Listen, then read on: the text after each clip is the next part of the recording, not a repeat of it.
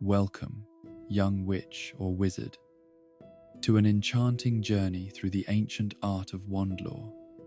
Tonight, let these whispered tales of magical woods and mystical cores carry you into peaceful slumber.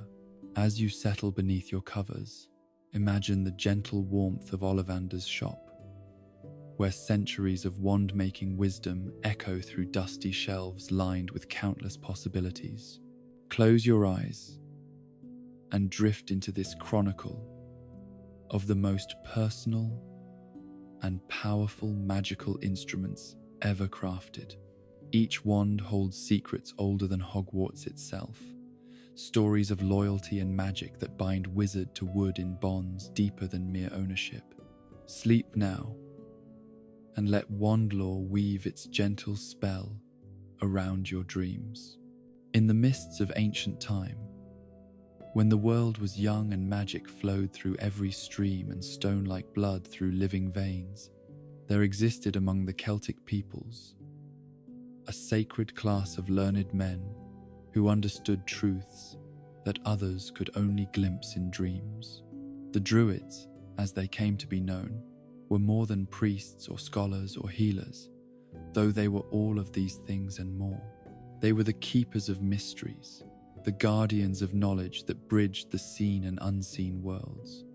And most importantly for our gentle tale tonight, they were the first to understand that certain trees held within their heartwood the power to channel human will into magical reality. Picture, if you will, the rolling hills of ancient Britain, shrouded in morning fog that clung to valley floors like the breath of sleeping giants. In these pristine landscapes, where no Roman sandal had yet disturbed the sacred earth, the Druids walked among groves that had stood for centuries before human memory began. These were not ordinary forests, but living temples, where every oak and ash and thorn possessed its own spirit, its own ancient wisdom accumulated through seasons beyond counting. The Druids understood, through knowledge passed down in whispered teachings from master to student, that some trees were different from their companions, touched by forces that made them suitable for purposes that transcended the mundane. The Celtic understanding of what constituted a tree was far broader than our modern botanical classifications might suggest, encompassing any plant with what they termed a woody stem. This inclusive definition led them to fashion magical implements from materials that might surprise us today: grapevines twisted into spirals that caught starlight, elder branches carved with symbols older than written language, even humble hazel twigs that hummed with power when held by the properly trained hand. Each material was chosen not merely for its physical properties, but for its spiritual significance, its connection to the great web of natural forces that the Druids spent lifetimes learning to perceive and direct. The creation of these early magical focuses was itself a ritual of profound importance, requiring the wand-maker to observe celestial alignments and seasonal patterns that influenced the flow of natural magic through the living world. A wand cut during the dark of the moon would possess different qualities than one harvested at the full, while the position of certain stars could enhance or diminish the effectiveness of particular wood types. The Druids maintained detailed calendars that tracked these mystical influences, ensuring that each implement was crafted at the moment when the forces of earth and sky aligned to bestow maximum power upon the finished creation. But perhaps most fascinating for our purposes tonight was the Druidic practice of allowing the customer to provide their own magical core, a tradition that speaks to fundamentally different assumptions about the relationship between wizard and wand. In those ancient times, the core of a magical implement was considered a deeply personal choice, something that should reflect the individual needs and spiritual nature of its eventual owner. A warrior might bring the hair of a wolf he had bested in single combat, while a healer might offer herbs gathered under specific lunar conditions, each believing that their personal connection to the material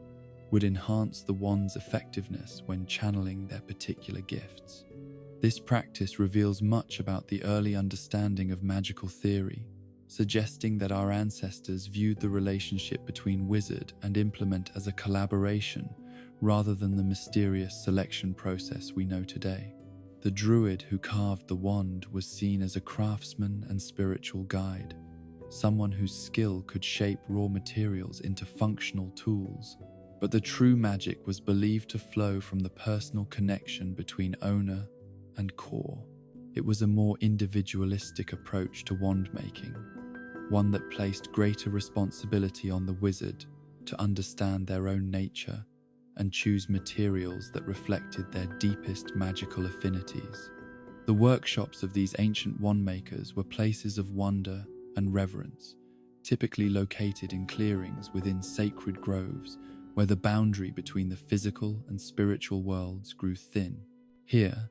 surrounded by the rustling whispers of leaves that had witnessed centuries of magical practice,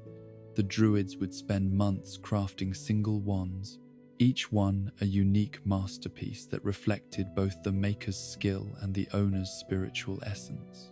The process was meditative and unhurried,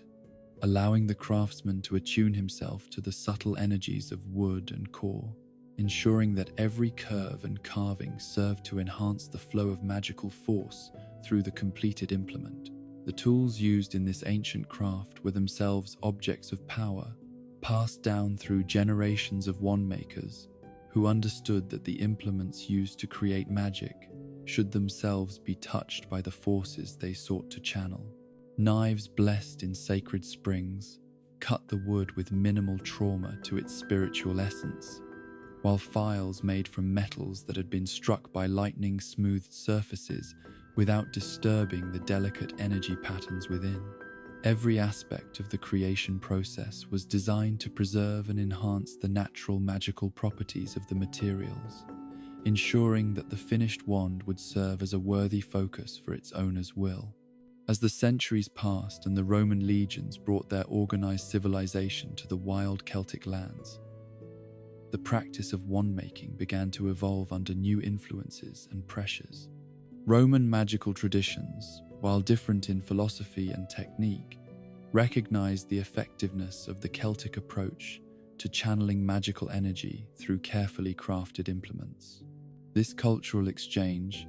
led to fascinating hybrid techniques that combined the spiritual depth of druidic practice with the systematic methodology that characterized Roman approaches to all forms of learning and craft. The Romans, with their talent for organization and categorization, began to document wand-making techniques that had previously been preserved only in oral tradition. They established the first written treatises on the properties of different wood types, creating taxonomies that would influence wand-making theory for centuries to come. However, their systematic approach sometimes missed the subtler spiritual aspects of the Celtic tradition, leading to wands that were technically proficient, but lacked the deep personal connection that had characterized the earlier implements. Under Roman influence, wand-making began to spread beyond its Celtic origins, reaching into regions where different magical traditions had developed their own approaches to focusing supernatural forces. In the Mediterranean regions, where olive groves provided readily available magical wood, local craftsmen began adapting druidic techniques to work with trees and materials that were unknown to the northern practitioners. This geographical expansion of wand-making knowledge led to the development of regional specialties and techniques that would eventually contribute to the rich diversity we see in modern magical implements. The establishment of permanent workshops, rather than the portable tools that had served the nomadic druids, marked another significant evolution in the craft. These fixed locations allowed for more sophisticated equipment and techniques, including the development of specialized tools for working with different types of magical cores. The Roman preference for permanent institutions also led to the first formal apprenticeship programs for wand makers, replacing the informal master-student relationships that had characterized Celtic practice with more structured educational approaches. Yet even as wand-making techniques became more sophisticated and widespread, the fundamental mystery remained unchanged. The Druids had understood something profound about the nature of magic itself, that it flowed most effectively through materials that had been touched by natural forces larger than human understanding. Whether carved from oak struck by lightning or holly that had grown in soil blessed by ancient ceremonies, the best wands were those that served as conduits for powers that transcended the merely mechanical or technical. The legacy of these ancient wand makers extended far beyond their specific techniques or materials, establishing principles that would guide the craft for millennia to come. Their understanding that different woods possess distinct magical properties, their recognition that personal connection between wizard and implement enhanced magical effectiveness, and most importantly, their reverence for the mysterious forces that made certain materials suitable for channeling human will into supernatural reality, all became foundational concepts that would influence every subsequent generation of wand makers. In the shadow of ancient Rome,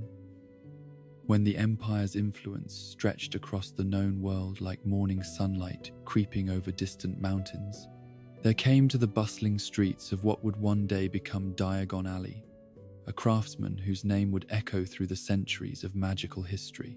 The first Ollivander, whose given name has been lost to the mists of time but whose legacy burns bright as phoenix fire, arrived from the sun-drenched Mediterranean carrying nothing but his tools, his knowledge, and a vision that would revolutionize the ancient art of wand-making forever. The etymology of the Ollivander name speaks volumes about this mysterious founder's origins and the profound connection he felt to his craft. Ollivander, literally meaning "he who owns the olive wand," suggests a heritage rooted in those warm southern lands where olive trees have grown since time immemorial, their twisted branches reaching toward azure skies, while their roots delve deep into soil that has nourished civilizations since before recorded history began. This was no mere coincidence of naming, but a deliberate declaration of identity, a statement that this man's entire existence was bound up with the creation of magical implements from the sacred wood of his homeland. Picture, if you will, the Mediterranean countryside of that distant age, where groves of ancient olive trees dotted hillsides that had witnessed the rise and fall of countless human endeavors. These trees, some already centuries old when the first Ollivander walked among them, possessed a gravitas and wisdom that seemed to seep into their very wood, creating materials of exceptional magical resonance. The olive, revered by multiple cultures for its longevity and the precious oil contained within its fruit, represented peace, wisdom, and the enduring strength that comes from deep roots and patient growth through countless seasons of sun and storm. The Mediterranean magical traditions from which the first Ollivander emerged had developed along different lines than the Celtic practices that dominated northern Europe. Where the Druids worked in harmony with wild forests and untamed natural forces, the southern practitioners had learned to channel magic through cultivated groves and domesticated magical creatures, creating a more refined and systematic approach to the mystical arts. This background would prove crucial to the revolutionary changes that the Ollivander family would bring to wand-making, combining the spiritual depth of ancient tradition with the methodical precision that would ensure consistent results across generations of magical implements. When the first Ollivander established his humble stall in the marketplace that would eventually become the heart of magical London, he brought with him techniques and knowledge that had been refined through centuries of Mediterranean wand-making tradition. His shop, though modest by the standards of later generations, represented something entirely new in the magical world, a permanent establishment dedicated solely to the creation and sale of magical implements, staffed by a craftsman who had devoted his entire life to understanding the mysteries of wand construction and the subtle relationships between wood, core, and wizard. The revolutionary decision that would define the Ollivander legacy came not from arrogance or commercial ambition, but from genuine concern for the quality and effectiveness of magical implements being produced through traditional methods. For centuries, wand makers had accepted whatever cause their customers brought to them, working with materials that might be spiritually significant to the individual, but poorly suited to the specific wood being used or inadequately prepared for magical channeling. The first Ollivander observed that this practice, while respectful of individual choice,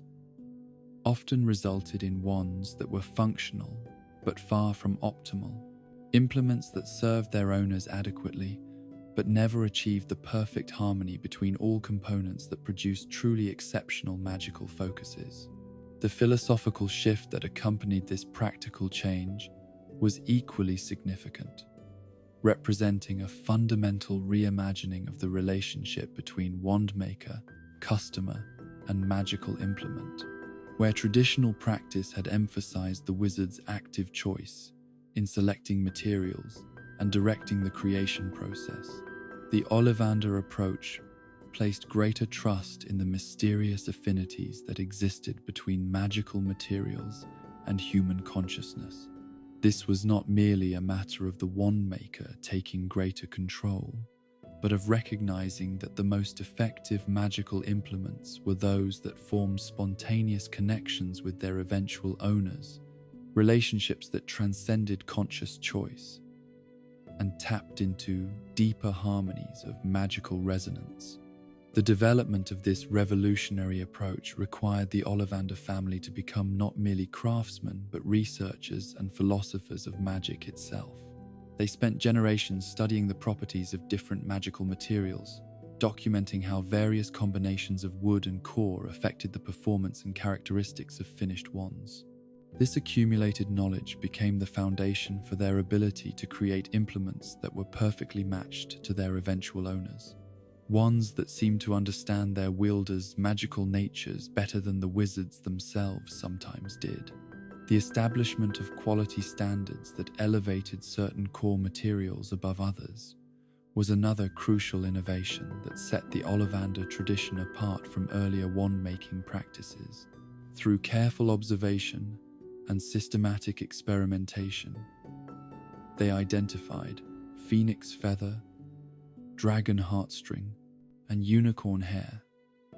as the three substances that most consistently produced wands of exceptional power and reliability. This was not arbitrary preference, but the result of centuries of careful study, documenting how wands made with these cores performed under various conditions and how they bonded with their owners over extended periods of use. The mystical process by which Ollivander wands choose their wizards became the most famous aspect of the family's revolutionary approach, though it remained mysterious even to the wand makers themselves. This selection process went beyond simple compatibility of magical frequencies to encompass psychological, emotional, and even spiritual factors that influenced how effectively a particular wizard could channel their power through a specific implement. The Ollivanders learned to recognize the subtle signs that indicated a perfect match, the warmth that spread through both wand and wizard when the right combination was achieved, the way magic seemed to flow more freely and naturally through implements that had chosen their partners rather than being chosen by them. The accumulation of this knowledge across multiple generations created a wand-making tradition that was both deeply rooted in ancient wisdom and constantly evolving through new discoveries and innovations. Each successive Ollivander added their own insights and refinements to the family techniques, building upon the foundation laid by their ancestors, while adapting to changing magical conditions and the evolving needs of the wizarding community. This combination of tradition and innovation ensured that Ollivander wands remained at the forefront of magical implement technology,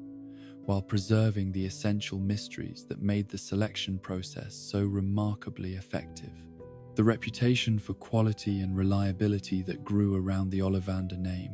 was earned through centuries of consistent excellence and unwavering dedication to the highest standards of craftsmanship. Wizards began to seek out Ollivander wands, not merely for their effectiveness, but for the assurance that came with owning an implement that had been created according to principles refined through generations of accumulated wisdom. This reputation created a virtuous cycle,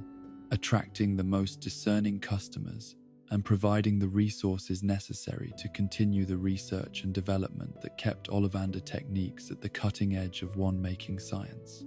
The preservation of this tradition through dark periods and dangerous times required not just technical skill,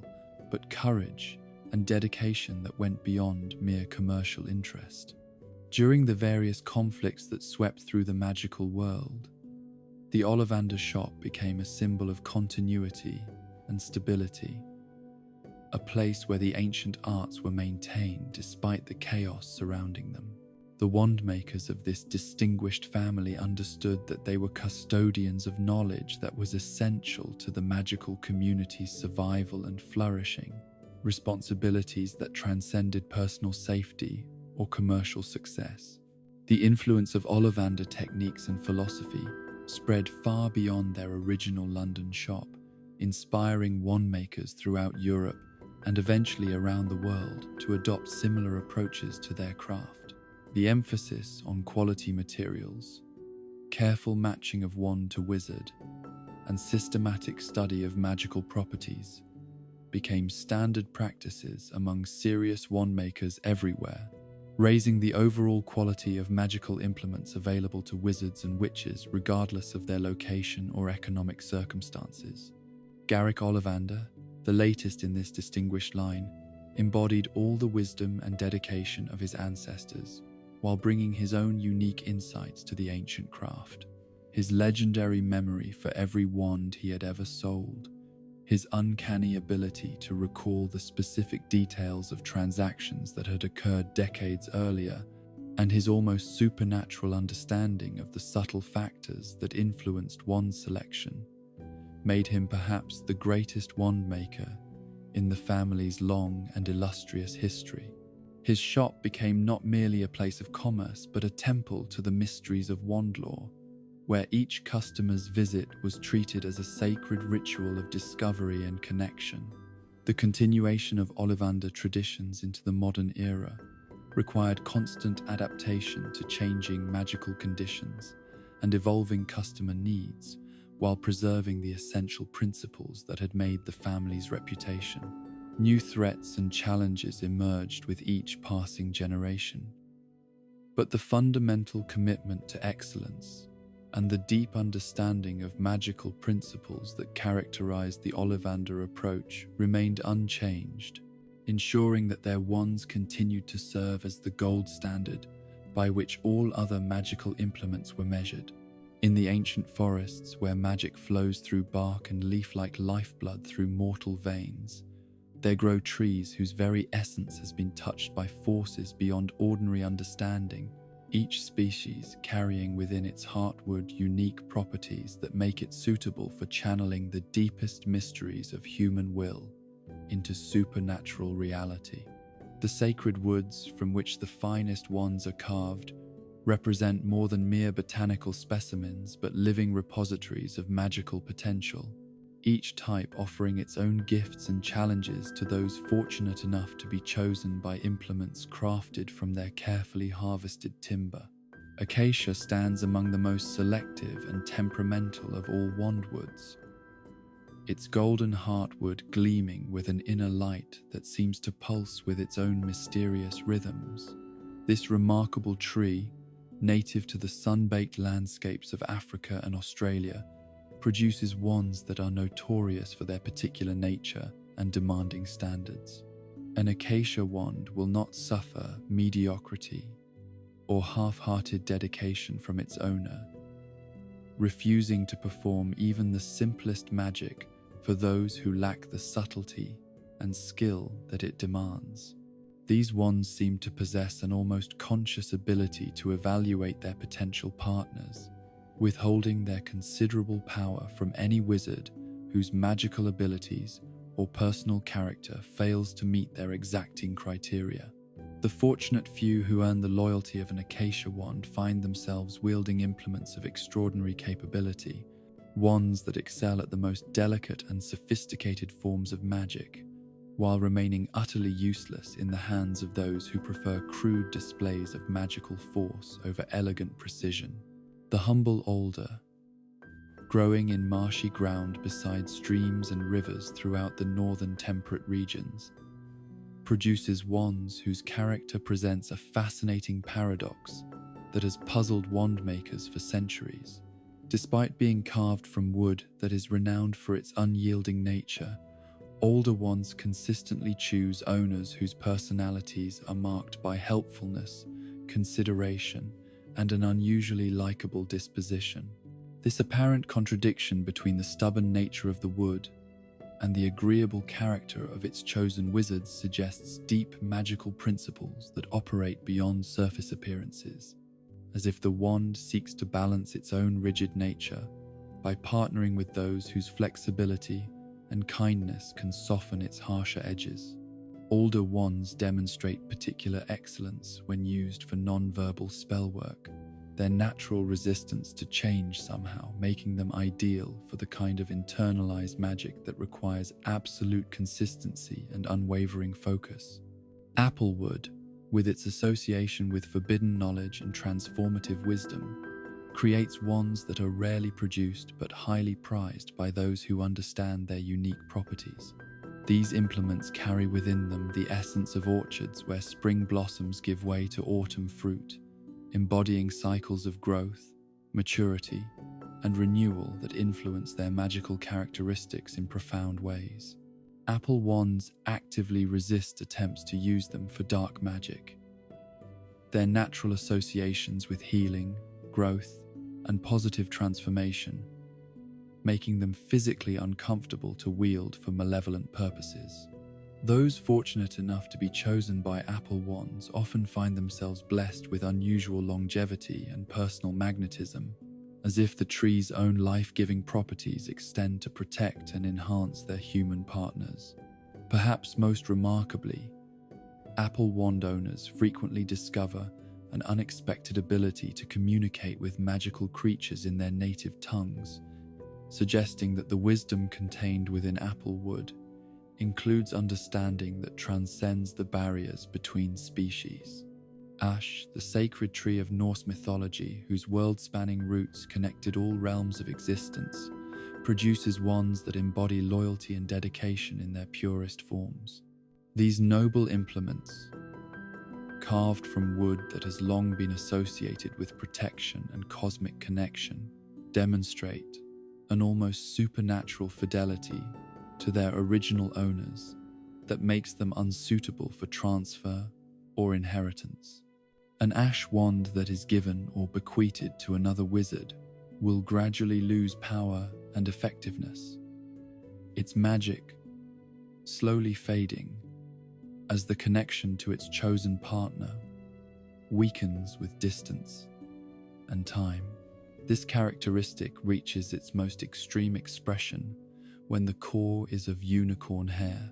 creating wands whose loyalty borders on the obsessive and whose refusal to serve new masters can render them completely useless if separated from their original owners.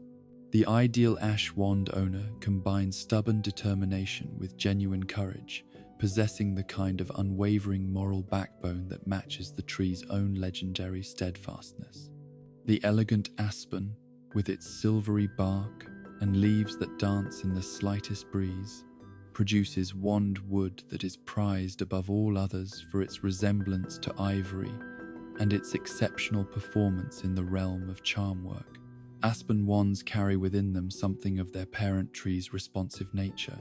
making them particularly sensitive to their owner's emotional states and magical intentions. These remarkable implements have earned a distinguished reputation in the world of magical combat, with their natural affinity for martial magic, making them the preferred choice of accomplished duelists throughout the ages. The historical association between aspen wands and dueling excellence reached its pinnacle in the secretive 18th century organization known as the Silver Spears, an exclusive club that admitted only those wizards whose aspen wands had proven themselves in formal combat. The refined appearance of aspen wood, combined with its deadly effectiveness in battle, created a paradox that perfectly suited the complex nature of wizarding society, where beauty and violence often existed in delicate balance. Beechwood, with its smooth grey bark and cathedral-like groves, creates wands that demand wisdom and understanding from their chosen partners. These implements are drawn to those whose minds possess either the precocious wisdom of exceptional youth or the deep understanding that comes from years of varied experience and careful observation. A beech wand will perform miserably in the hands of the narrow-minded or intolerant, its magic seeming to wither when asked to serve purposes that contradict its natural inclination toward broad perspective and nuanced understanding. The lustrous beauty of beechwood, ranging from pale cream to rich honey tones, has made these wands highly desirable among those who value both function and appearance, but their particular requirements mean that many who covet their elegant beauty find themselves unable to unlock their considerable potential. Blackthorn, with its vicious thorns and association with winter's harsh lessons, produces wands that are perfectly suited to those whose lives are defined by conflict and struggle. These dark, dense woods create implements that seem to thrive on adversity, growing stronger and more responsive when wielded by those who face danger with courage and determination. The reputation of blackthorn wands as instruments favored by dark wizards is somewhat misleading, as these implements are equally at home in the hands of aurors and other defenders of justice who must regularly confront the forces of evil. What Blackthorn truly seeks is not moral alignment but warrior spirit, the kind of inner strength that allows its owner to stand firm against opposition, regardless of the source or nature of that opposition. Black walnut, rarer and more demanding than its common cousin, seeks masters whose instincts are sharp and whose insight penetrates beyond surface appearances to grasp deeper truths. These handsome wands, with their rich brown heartwood and subtle grain patterns, possess an unusual sensitivity to internal conflict that makes them powerful tools in the hands of those who have achieved self-knowledge, but potentially dangerous for those who engage in self-deception. A black walnut wand will lose power dramatically if its owner begins to lie to themselves about their motivations or capabilities, making these implements excellent judges of character and powerful incentives for honest self-reflection. Cedar, the tree of strength and eternal endurance, creates wands that actively seek out partners whose character demonstrates unusual loyalty and moral clarity. These implements seem to possess an inherent ability to detect deception and false-heartedness, making them poor choices for those who rely on manipulation or dishonesty to achieve their goals. The wandmaker's traditional saying, "You will never fool the cedar carrier," reflects this wood's remarkable ability to enhance its owner's natural perspicacity and perception, creating partnerships where wizard and wand work together to see through lies and identify hidden truths. Cherry wood, despite its delicate pink blossoms and association with springtime beauty, produces wands of truly lethal power that have earned special reverence in the magical traditions of Japan. The students of Mahotokoro School prize cherry wands above all others, understanding that the tree's ephemeral beauty conceals strength and magical potential that few other woods can match. Those who underestimate cherry wands based on their aesthetic associations do so at their considerable peril,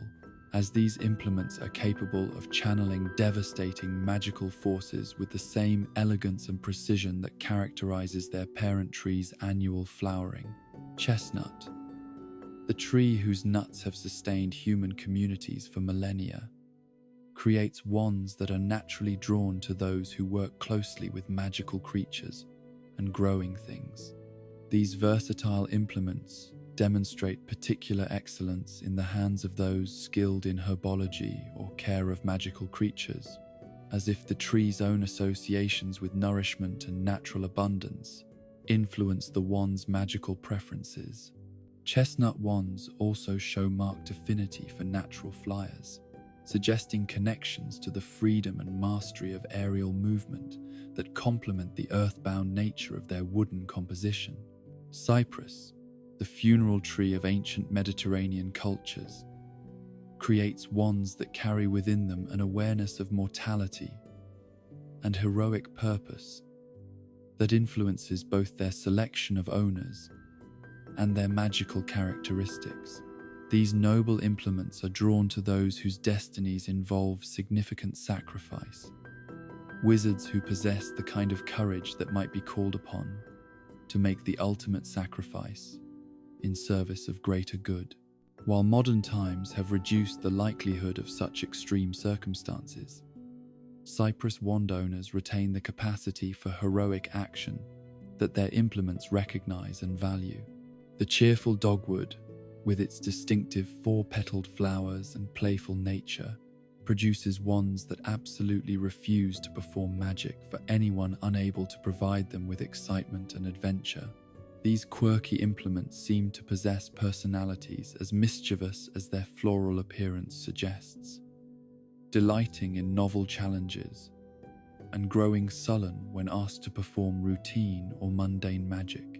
Dogwood wands are perfectly capable of serious magical work when circumstances demand it, but they make their preferences for stimulating and entertaining activities abundantly clear through their enhanced performance when used for exciting or innovative spellwork. Ebony, with its jet black heartwood and mirror-bright polish,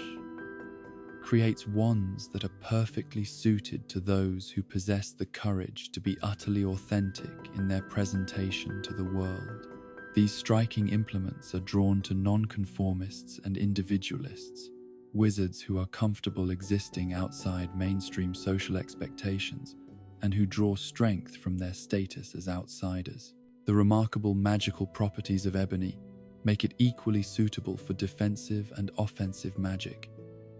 creating implements that can adapt to their owner's needs while maintaining their distinctive character and appearance. Elderwood, rarest and most dangerous of all wand materials,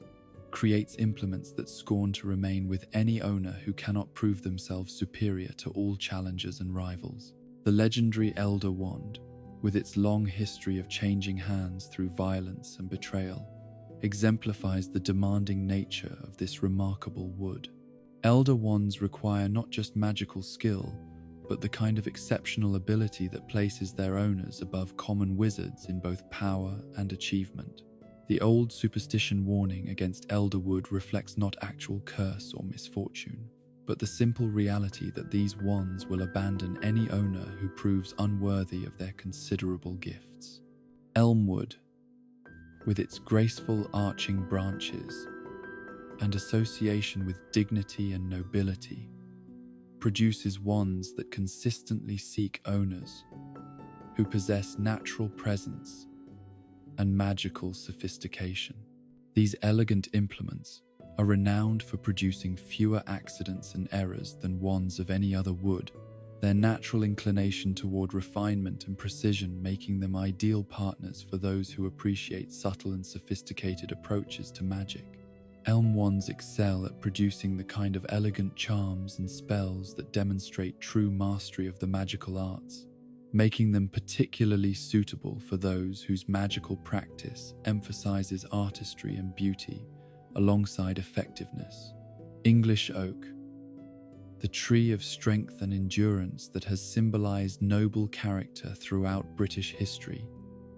creates wands that demand partners whose loyalty and courage match their own legendary steadfastness.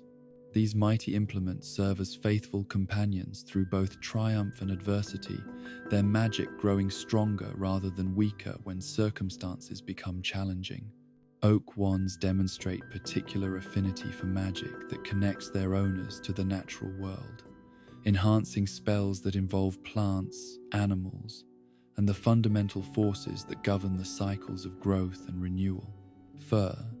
the survivor's tree that weathers the harshest conditions while maintaining its evergreen beauty, produces wands that actively seek owners whose determination and strength of purpose match their parent tree's remarkable resilience. These remarkable implements perform poorly for those who are changeable or indecisive, their magic seeming to demand the kind of focused commitment that characterizes their owner's approach to both magical practice and life itself. Fir wands show particular excellence in transfiguration work, their association with permanence and endurance making them ideal tools for magic that creates lasting change and transformation. Hawthorn,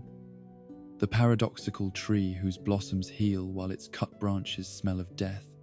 creates wands that are perfectly suited to owners whose natures contain similar contradictions and complexities. These fascinating implements seem most at home with those who are experiencing periods of internal conflict or major life transitions, as if the tree's own contradictory nature helps them channel the turbulent energies that characterize such times. Hawthorn wands excel at both healing magic and curses, their dual nature making them equally capable of causing harm or providing comfort depending on their owner's needs and intentions. Hazel, the tree of wisdom and hidden knowledge, produces wands that are extraordinarily sensitive to their owner's emotional states and magical intentions.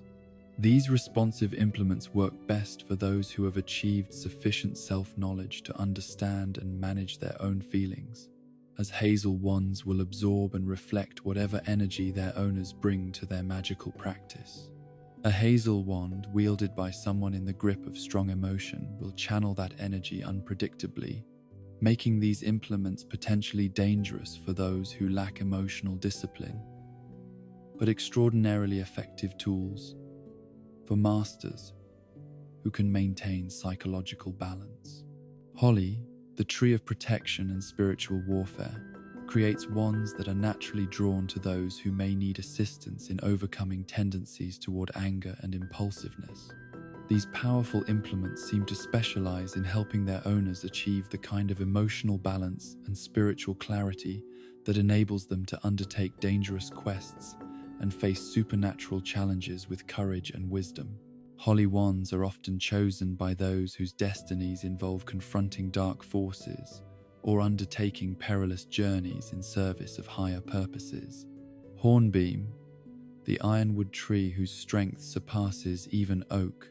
produces wands that seek owners possessed of singular vision and passionate dedication to specific goals or purposes. These remarkable implements adapt more quickly than any other to their owner's magical style, becoming so thoroughly attuned to their partner's individual approach that other wizards find them nearly impossible to use effectively. Hornbeam wands seem to recognize and respond to the kind of focused obsession that drives their owners to achieve excellence in their chosen fields, making them ideal partners for those whose entire lives are dedicated to mastering particular aspects of magical knowledge or practice. Within the deepest chambers of the heart, where magic dwells in its most concentrated and powerful forms, lie the mysterious substances that serve as the essential cause of the world's finest wands. Each material drawn from creatures whose very existence represents the pinnacle of magical evolution, and whose sacrificed essence becomes the conduit through which human will transforms into supernatural reality. These cores, far more than mere components, represent the living soul of every wand, the spark of consciousness that allows wood and wizard to communicate across the vast distances that normally separate matter from spirit, intention from manifestation. The phoenix, that legendary bird of fire and renewal, whose very existence defies the natural order of life and death, provides feathers that create wand cores of unparalleled magical range and independent spirit. Phoenix feather cores embody within their structure the complete cycle of destruction and rebirth that defines their donor's nature, making them capable of channeling magic that spans the entire spectrum of possibility From the gentlest healing charm to the most devastating combat spell,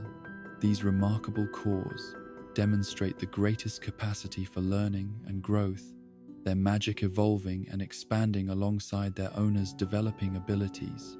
in ways that sometimes seem to anticipate future needs before the wizard themselves becomes aware of them. The independence that characterizes Phoenix nature manifests powerfully in wands bearing their feathers, creating implements that may act according to their own magical judgment even when their owner's conscious intentions point in different directions. This autonomous behavior,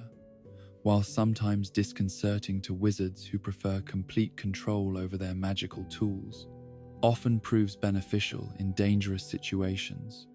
where the wand's instinctive responses may provide protection or guidance that conscious thought cannot achieve quickly enough to be effective. Dragon heartstring,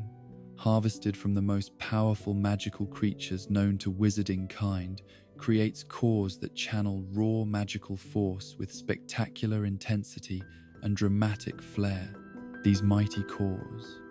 pulsing with the concentrated life essence of beings whose very breath can melt stone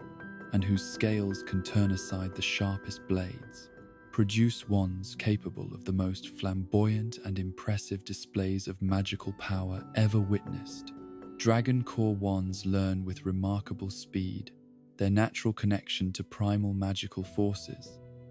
allowing them to adapt quickly to new spells and techniques, while retaining perfect memory of every magical pattern their owner has ever attempted.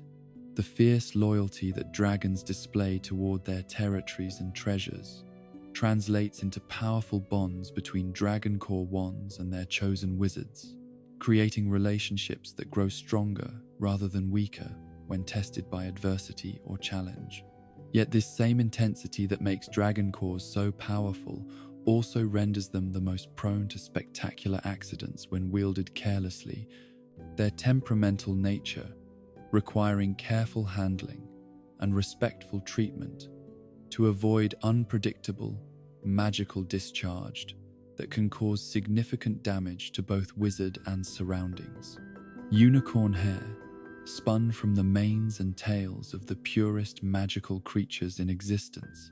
creates cores that embody consistency, faithfulness, and resistance to corruption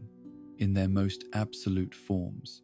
These gentle cores, shimmering with the same ethereal light that crowns their noble donors, produce magic that flows with steady reliability, regardless of external circumstances or their owner's emotional state. Unicorn core wands demonstrate the least variation in their magical output, maintaining consistent power and effectiveness even when their owners are stressed, distracted, or operating under difficult conditions that might cause other wands to falter or fail.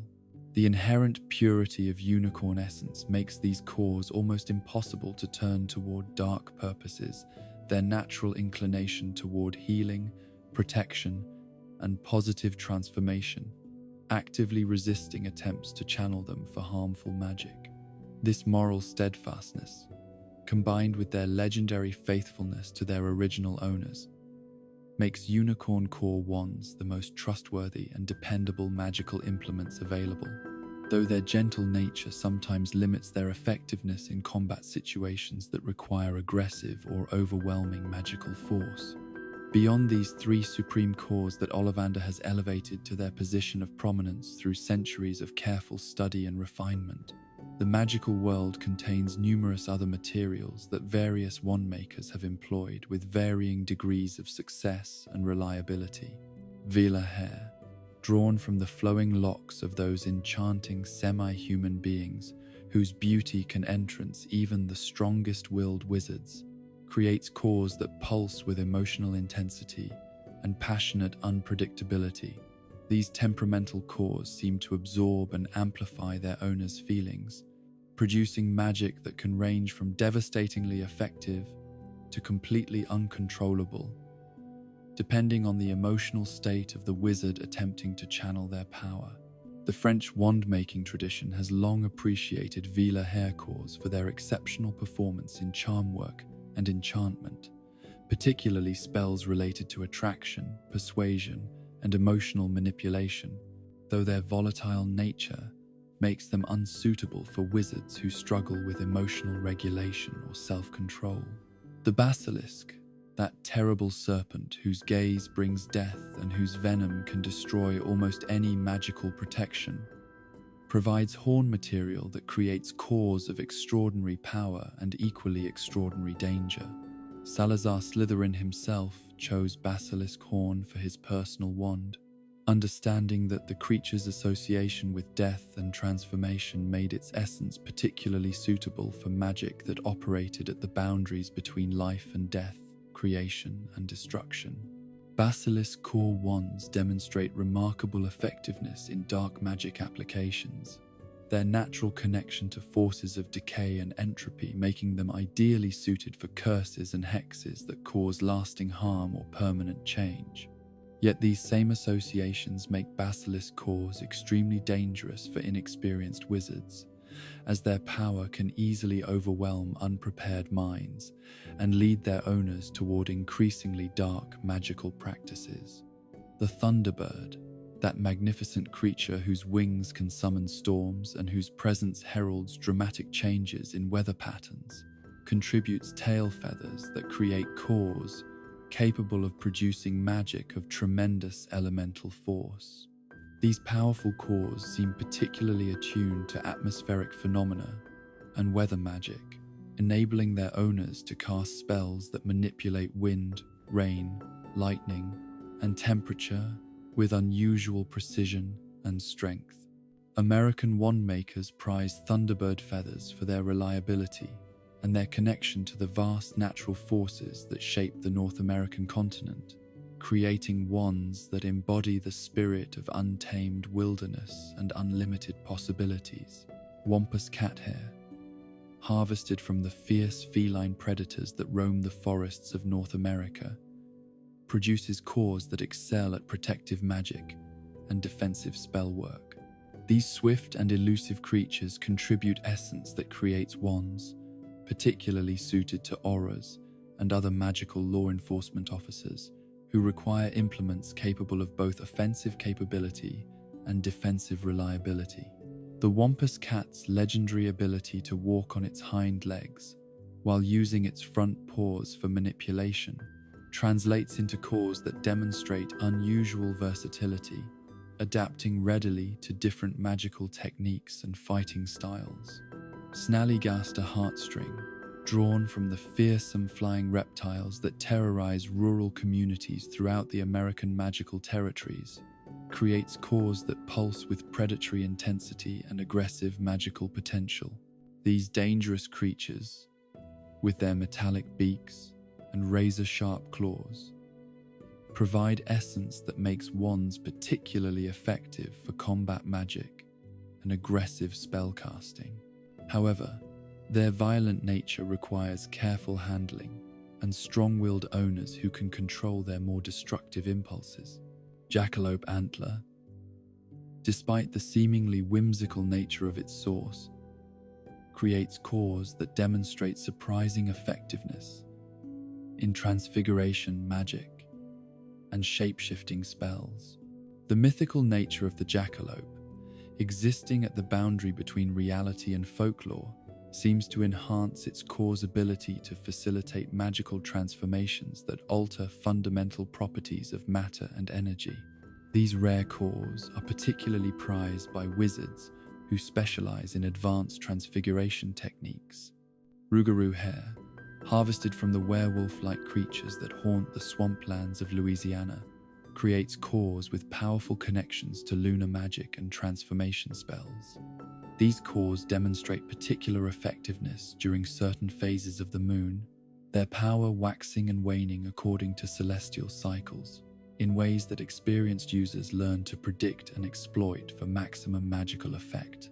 Thestral hair, taken from the winged skeletal horses visible only to those who have witnessed death, creates cores of unparalleled power and equally unparalleled instability.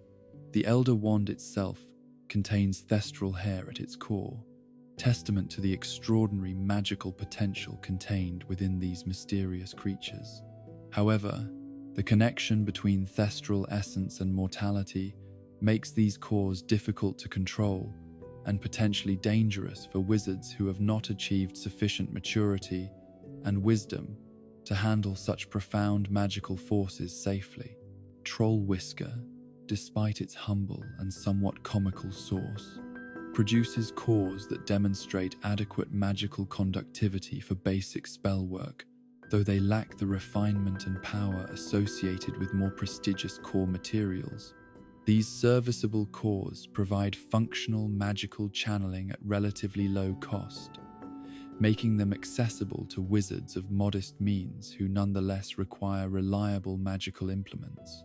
The extraordinary diversity of core materials available to innovative wand makers reflects the rich magical ecosystem that surrounds and supports wizarding civilization, each creature contributing its unique magical signature to the great symphony of power that flows through properly crafted wands. Dittany Stalk represents the rare plant-based core, its powerful healing properties creating wands that excel at medical magic and restorative spells. Horned Serpent Horn produces cores that vibrate in response to Parseltongue and emit warning tones when danger approaches, their serpentine nature making them particularly suitable for wizards with connections to snake magic and ancient magical languages. White River Monster Spine, harvested from the massive magical fish that inhabit remote waterways, creates cores that produce spells of particular elegance and force, their aquatic origins lending themselves to magic that flows with fluid grace and overwhelming power. Coral cores, formed in the depths of magical seas,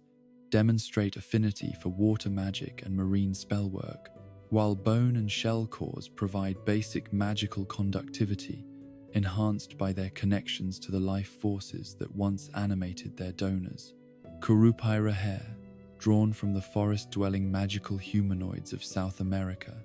creates cores so unstable that only the most talented wizards can hope to master their unpredictable energies. Yet those who succeed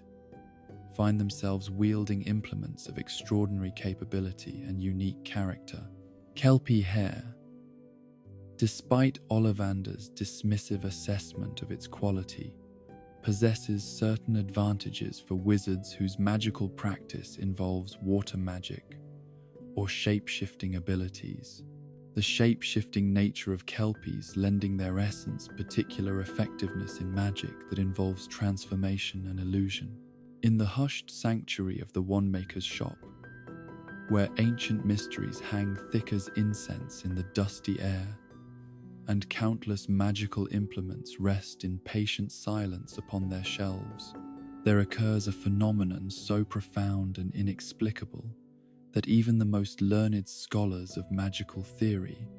can only observe its manifestations without fully comprehending the forces that govern its operation. The moment when wand chooses wizard represents more than simple compatibility between magical tool and user, transcending the boundaries of mere functionality to become something approaching divine recognition. A meeting of souls across the vast distances that normally separate consciousness from matter, intention from instrument. This sacred process begins long before the prospective wizard enters the shop, rooted in harmonies that exist at the deepest levels of magical reality, where the fundamental forces that govern existence intersect with the particular patterns of energy that define individual magical signatures. Each wand, from the moment of its creation, carries within its structure a template of the ideal partnership it seeks to form, a magical blueprint that encompasses not merely technical compatibility, but psychological, emotional, and even spiritual resonances that must align perfectly for the bond to achieve its full potential. This template is influenced by every aspect of the wand's construction, from the specific tree that provided its wood to the creature that donated its core. From the phase of the moon under which it was crafted to the intentions and expertise of the wand maker who shaped its final form. The mysterious process by which this recognition occurs operates through channels that exist beyond normal sensory perception, drawing upon forms of magical communication that predate human consciousness and tap into the fundamental interconnectedness that binds all magical phenomena together in an intricate web of cause and effect. When a wizard first grasps a wand that has chosen them, the initial contact triggers cascades of magical recognition that flow through both participants in the partnership, creating feedback loops of energy that amplify and reinforce the connection until it achieves the stability and strength necessary to support years or even decades of collaborative magical work. The physical manifestations of this perfect matching are unmistakable to those who understand what to observe, beginning with the subtle warmth that spreads through both wand and wizard as their magical signatures harmonize and synchronize. This warmth represents more than mere comfort but actual magical resonance, the alignment of energy patterns that allows power to flow freely between human will and wooden implement without the resistance or interference that characterizes imperfect partnerships. The most perfectly matched combinations produce additional signs of recognition, from gentle glows that emanate from the wand's surface to spontaneous magical effects that occur without conscious intention, as if the implement is celebrating its newfound partnership by demonstrating its capabilities. But the true depth of the wand-wizard relationship extends far beyond these initial moments of recognition, developing through shared experience into bonds that approach the symbiotic in their intimacy and mutual dependence. As wizard and wand work together over months and years, each learns from the other in ways that gradually blur the boundaries between tool and wielder, creating partnerships where magical intention flows so smoothly through wooden focus that the distinction between human will and wand response becomes meaningless. The wand learns to anticipate its owner's magical needs, sometimes beginning to channel appropriate energies before the wizard has fully formed their conscious intentions. While the wizard develops such intuitive understanding of their implement's capabilities and preferences, that spellcasting becomes as natural and effortless as breathing. This learning process operates through mechanisms that exist at the intersection of consciousness and magic, where repeated patterns of magical use create pathways of familiarity that allow both participants to function with increasing efficiency and effectiveness. The wand's quasi-sentient nature enables it to remember and analyze every spell its owner attempts, building comprehensive profiles of their magical style, preferred techniques, and characteristic energy patterns. Simultaneously, the wizard develops subconscious awareness of their wand's responses and preferences, learning to adjust their casting techniques to work in harmony with their implement's natural inclinations and capabilities. The magical theory underlying these partnerships suggests that wands possess forms of consciousness that, while different from human awareness, enable them to evaluate potential owners and form preferences based on complex criteria that encompass personality, magical ability, moral character, and future potential. This consciousness appears to operate through the magical cores that serve as the implement's animating essence, drawing upon the innate intelligence and instincts of the creatures from which those cores were harvested. Phoenix feather cores contribute the independent judgment and far-seeing wisdom characteristic of their donors. Dragon heartstring cores bring the fierce intelligence and competitive spirit that mark their draconic origins, while unicorn hair cores add the gentle wisdom and moral clarity that define their noble sources.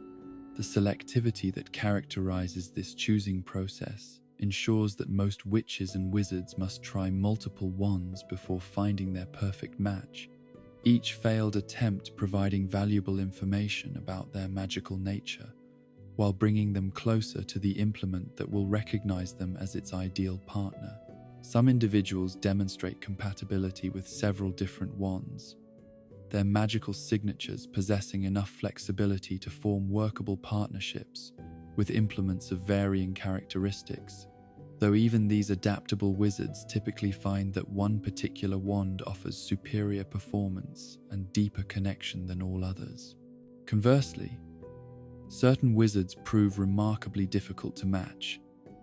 their magical signatures so distinctive or demanding that only very specific combinations of wood and core can accommodate their needs effectively. These challenging cases often require the expertise of master wand makers who possess the knowledge and patience necessary to identify unusual combinations that might serve particularly specialized magical requirements, creating custom implements that push the boundaries of traditional wand-making practice. The rejection that occurs when incompatible wizard and wand come into contact manifests through various forms of magical resistance, from simple failure to produce any magical effect to more dramatic displays of antipathy that can include sparks, uncomfortable vibrations, or even mild magical backlash that discourages further attempts at partnership. These negative reactions serve protective functions for both participants, preventing the formation of suboptimal bonds that could limit the wizard's magical development or damage the wand's carefully calibrated internal harmonies. The exclusivity that characterizes most wand-wizard relationships reflects the depth of connection required for optimal magical performance, as implements that have bonded strongly with their original owners often prove reluctant to serve others effectively. This loyalty operates through magical pathways that become increasingly specialized and attuned to their owner's specific energy patterns, making it difficult for other wizards to channel their power through implements that have been customized for different magical signatures. The most loyal wands may refuse to function at all for anyone other than their chosen partner, while others might provide basic magical service but withhold their most sophisticated capabilities from unauthorized users. Yet wands can form new allegiances when circumstances require it,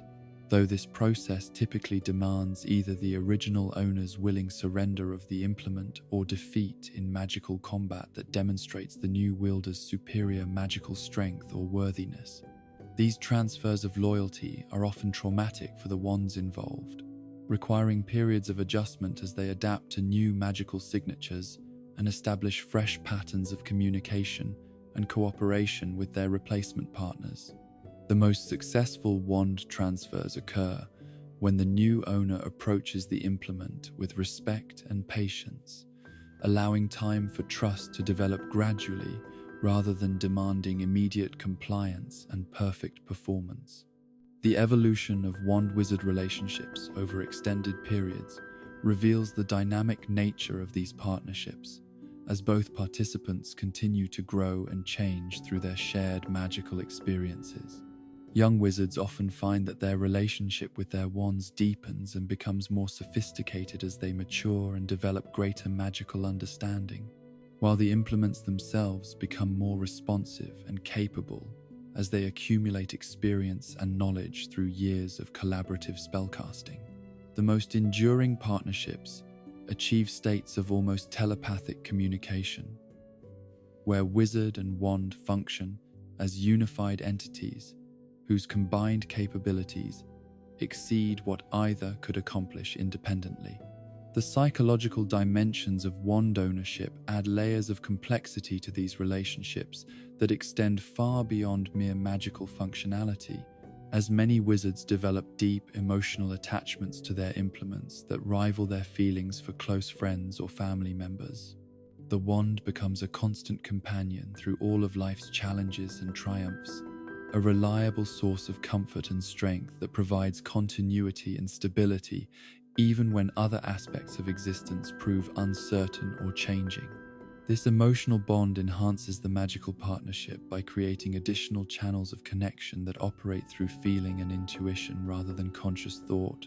allowing for forms of magical communication that transcend the limitations of verbal instruction or deliberate intention. The devastating impact of wand loss or destruction upon their owners demonstrates the profound psychological importance of these relationships, as wizards who lose their original implements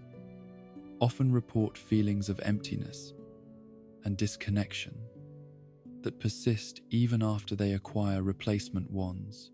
The severing of bonds that have been built through years of shared experience leaves magical and emotional scars that may never fully heal, creating lasting changes in how the affected wizard approaches magic and relationships with subsequent implements. The most traumatic cases involve wands broken through accident or combat, where the sudden termination of the partnership creates magical feedback that can cause physical and psychological injury to their owners. Recovery from such losses requires not merely acquiring new wands, but rebuilding the capacity for trust and intimacy that enables deep magical partnerships to form and flourish. Some wizards never fully recover from the loss of their original wands, finding that subsequent relationships with replacement implements lack the depth and spontaneity that characterized their first partnerships. Others discover that the experience of loss, while painful,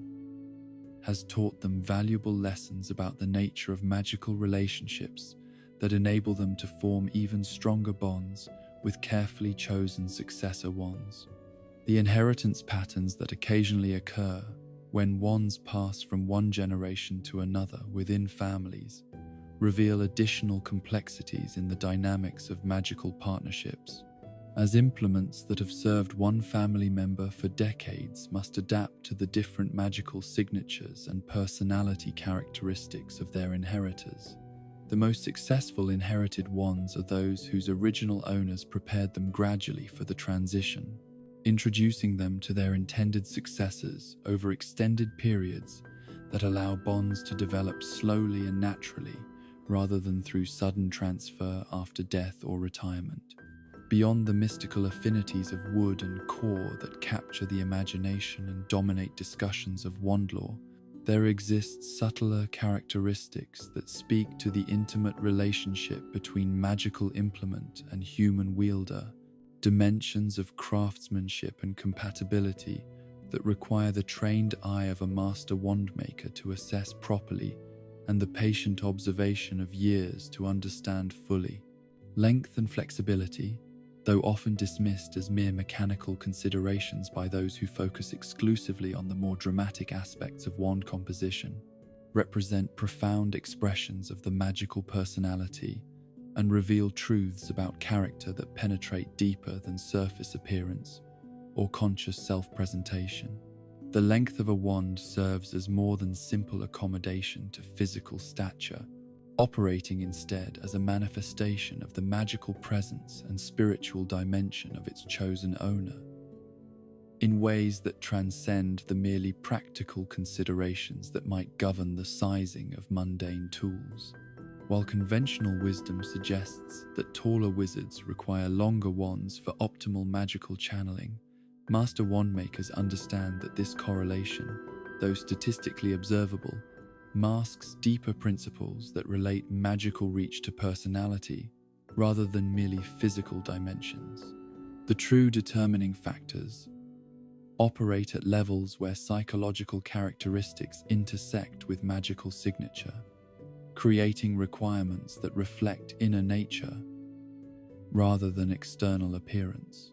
Wands that exceed normal length parameters consistently choose wizards whose personalities demand additional space for proper magical expression, individuals whose magical presence fills rooms and whose influence extends far beyond their immediate physical location. These longer implements, typically ranging from 13 to 15 inches, though occasionally reaching even more impressive dimensions, seem naturally drawn to those who possess what might charitably be called larger-than-life characteristics. Whether manifested through exceptional magical ability, commanding personality, unusual physical characteristics, or simply the kind of presence that makes others take notice whenever they enter a space. The correlation between wand length and physical peculiarities reflects deeper principles of magical theory that relate personal distinctiveness to magical power, as if the forces that create exceptional individuals in one dimension naturally extend to influence their magical requirements as well. Hagrid's wand, measuring 16 inches and crafted from sturdy oak, exemplifies this principle perfectly, its impressive dimensions reflecting not merely his giant heritage, but the enormous generosity of spirit and protective nature that define his character more fundamentally than his physical stature ever could. Conversely, wands that fall significantly below average length reveal character limitations or psychological constraints that restrict their owner's magical development in ways that may not be immediately apparent through casual observation. These shorter implements, typically measuring less than 9 inches, consistently select wizards whose personalities contain elements of insecurity, moral weakness, or stunted emotional development that create barriers to achieving their full magical potential. The relationship between diminished wand length and character deficiency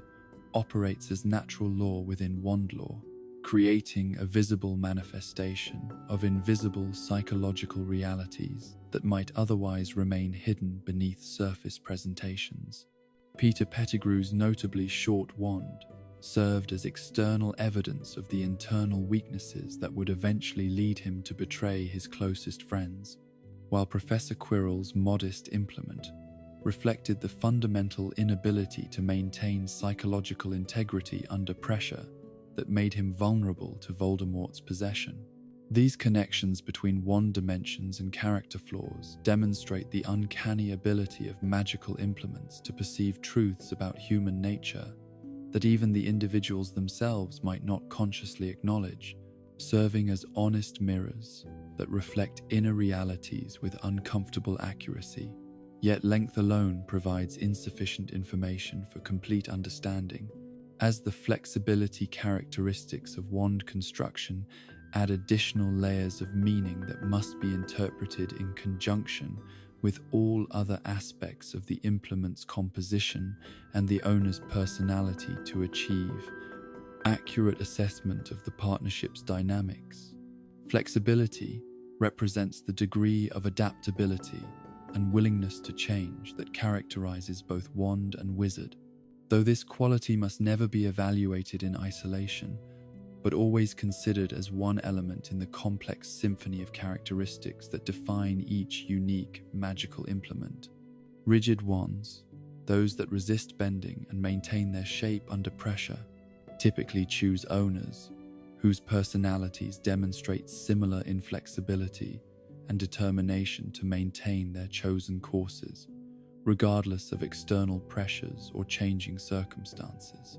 These unbending implements work most effectively for wizards who possess clear moral convictions and strong personal principles, individuals who draw strength from consistency and whose magical practice benefits from the stable, predictable channeling that rigid construction provides. The magical effectiveness of such partnerships often reaches impressive levels when wizard and wand share similar approaches to confronting challenges, creating harmonious relationships where inflexibility becomes strength rather than limitation. Moderately flexible wands occupy the middle ground between rigid determination and excessive adaptability, appealing to wizards whose personalities balance consistency with openness to new experiences and approaches. These implements can bend when circumstances require adaptation, but return to their original positions when pressure is removed, mirroring the psychological resilience of owners who can adjust to changing conditions without abandoning their fundamental values or losing their essential character.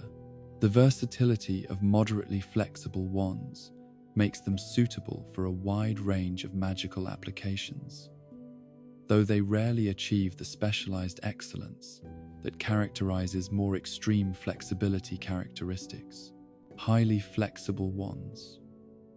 those that bend easily and extensively under pressure, seek partnerships with wizards whose personalities demonstrate corresponding adaptability and willingness to modify their approaches when circumstances demand change. These responsive implements work most effectively for owners who thrive on variety and novelty, individuals whose magical practice benefits from the kind of fluid responsiveness that allows rapid adjustment to unexpected situations or creative exploration of unconventional techniques. However,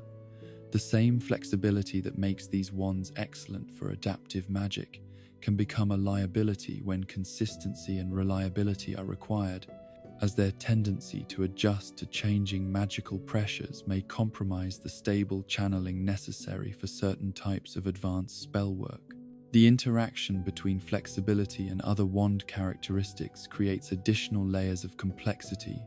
that require careful analysis to understand properly. A rigid wand crafted from unyielding oak with a dragon heartstring core will behave very differently from an equally rigid implement made from stubborn ash with unicorn hair, while flexible wands show even greater variation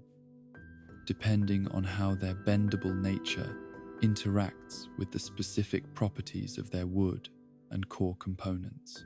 These interactions can enhance or diminish various magical capabilities, creating implements whose overall performance characteristics emerge from the synthesis of all components rather than simply the sum of their individual properties.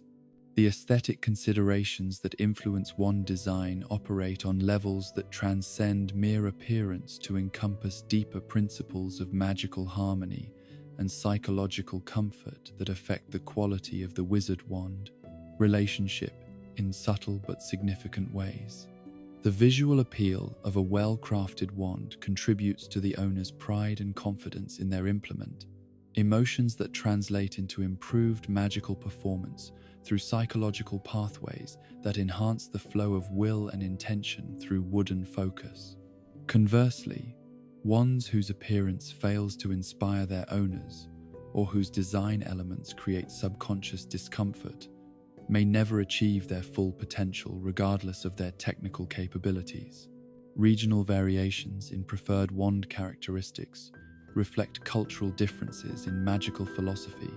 and aesthetic values that influence how different wizarding communities approach the relationship between form and function. European wand-making traditions emphasize subtle elegance and refined craftsmanship that speak to centuries of sophisticated magical culture, while American approaches tend toward more robust construction and practical considerations that reflect the challenges of frontier magical life.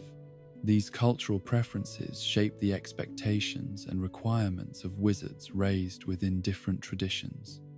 creating markets for implements that serve not merely magical needs but cultural identity and social belonging.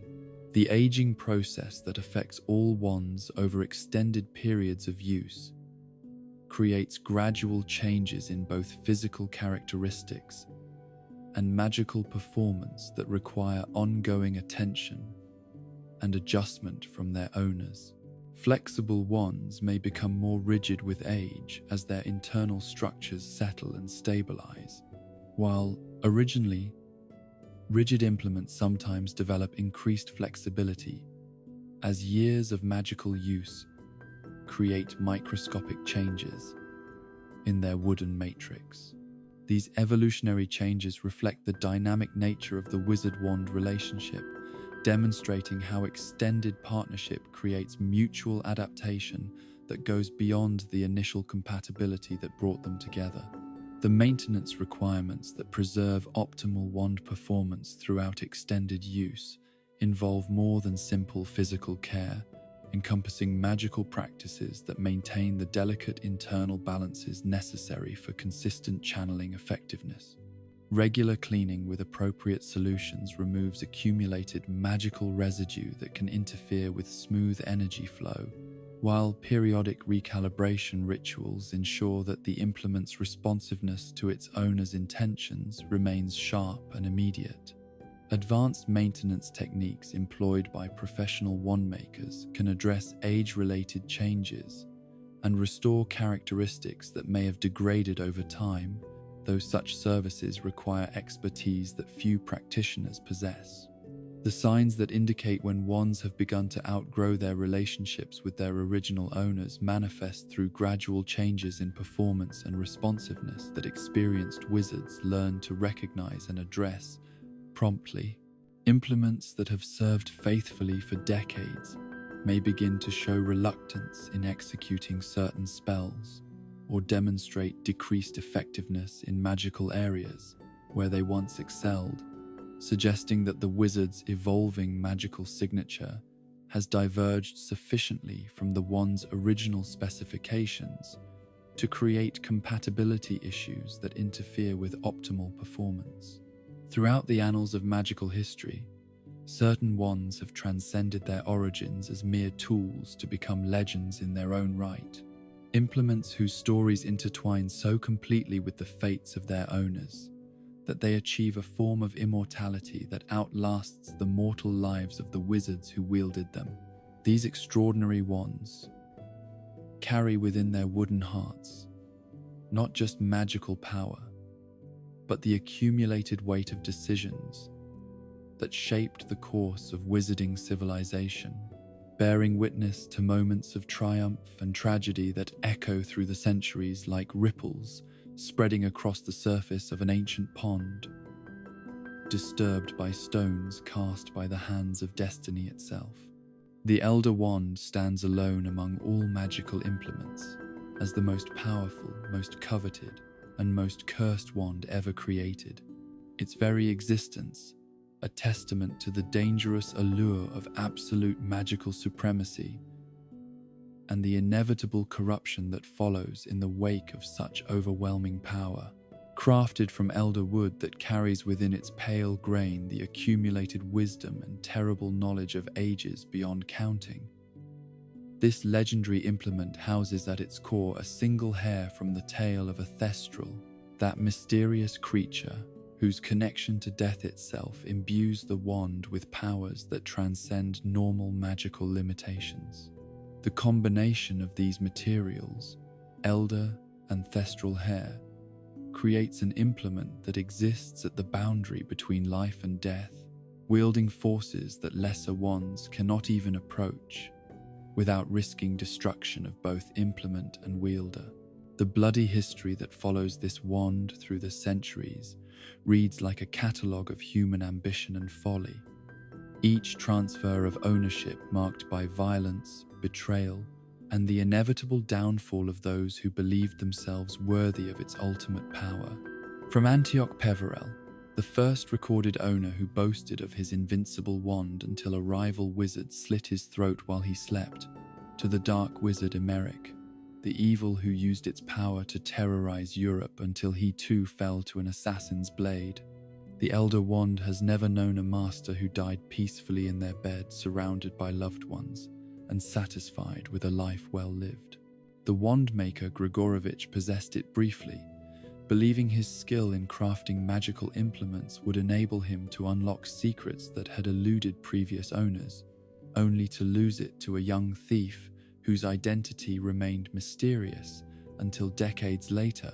when the world learned that Gellert Grindelwald had been responsible for the theft that would eventually make him one of the most dangerous dark wizards in history. Grindelwald wielded the Elder Wand through years of conquest and terror, using its unprecedented power to rally followers and crush opposition until he finally met his match in Albus Dumbledore, whose victory in their legendary duel transferred the wand's allegiance once more. Dumbledore's relationship with the Elder Wand represented perhaps the most complex and morally sophisticated partnership in the implement's long and violent history, as the aged wizard understood both the tremendous potential for good that such power offered and the equally tremendous danger it represented to anyone who wielded it. Throughout his decades of ownership, Dumbledore used the wand's power sparingly and always in service of protecting others rather than advancing his own interests, demonstrating the kind of wisdom and restraint that had eluded every previous master.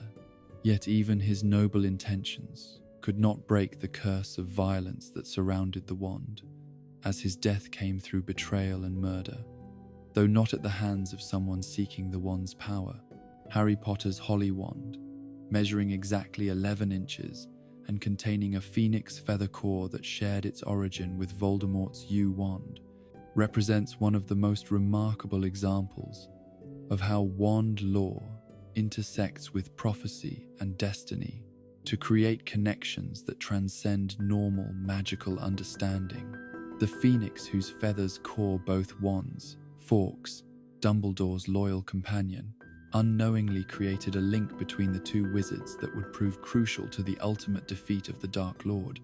As brother wands sharing cores from the same phoenix possess unique properties that manifest when they are forced into direct conflict with each other.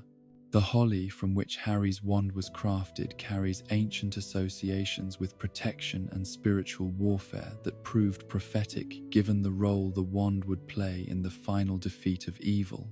while the 11-inch length reflects the perfect balance between power and precision necessary for someone destined to face challenges that would test every aspect of his magical abilities. The wand's choice of Harry over many other potential owners speaks to recognition that operated beyond conscious understanding, an acknowledgement of the boy's future importance that neither he nor Ollivander could have predicted at the time of their first meeting. The phoenix feather core that animates Harry's wand demonstrates remarkable loyalty and courage throughout their partnership, refusing to function properly when forced to act against its true master, and showing unusual initiative in defending him during moments of greatest danger. The wand's independent action in breaking itself free from Hermione's grasp to fire golden flames at Voldemort during the Battle of the Seven Potters reveals the depth of consciousness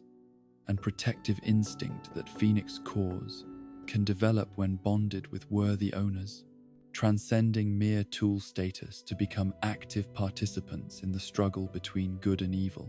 Hermione Granger's Vine Wand, measuring 10 3/4 inches and demonstrating the remarkable versatility that characterizes its wood type,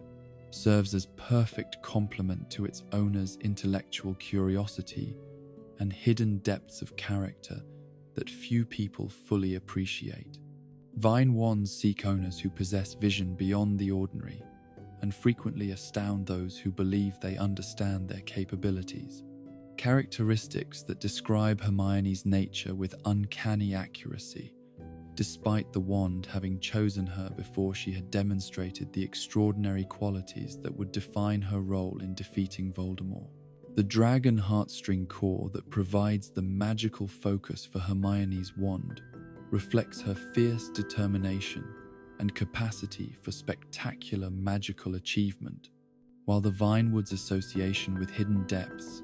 and greater purposes proves prophetic given her crucial role in discovering the secrets of Horcruxes and developing the strategies that made victory possible. The wand's choice of a Muggle-born witch demonstrates the complete irrelevance of blood status when true magical potential is being evaluated, as Vine wands care nothing for ancestry or social position, but respond only to the inner qualities that mark those destined for greatness. Ron Weasley's troubled relationship with his first wand, inherited from his brother Charlie and crafted from ash wood with a unicorn hair core, illustrates the complex dynamics that arise when wands are forced to serve owners other than those they originally chose. The Ash Wand's legendary loyalty to its first master created insurmountable barriers to forming a proper bond with Ron, resulting in years of magical difficulties that undermined his confidence and limited his magical development in ways that affected his entire Hogwarts career. The Unicorn Hair Core, while normally the most faithful and consistent of all wand cores, actually exacerbated the problems created by the inherited nature of the wand, as unicorn hair's strong attachment to original owners makes such cores particularly resistant to forming new allegiances with replacement users.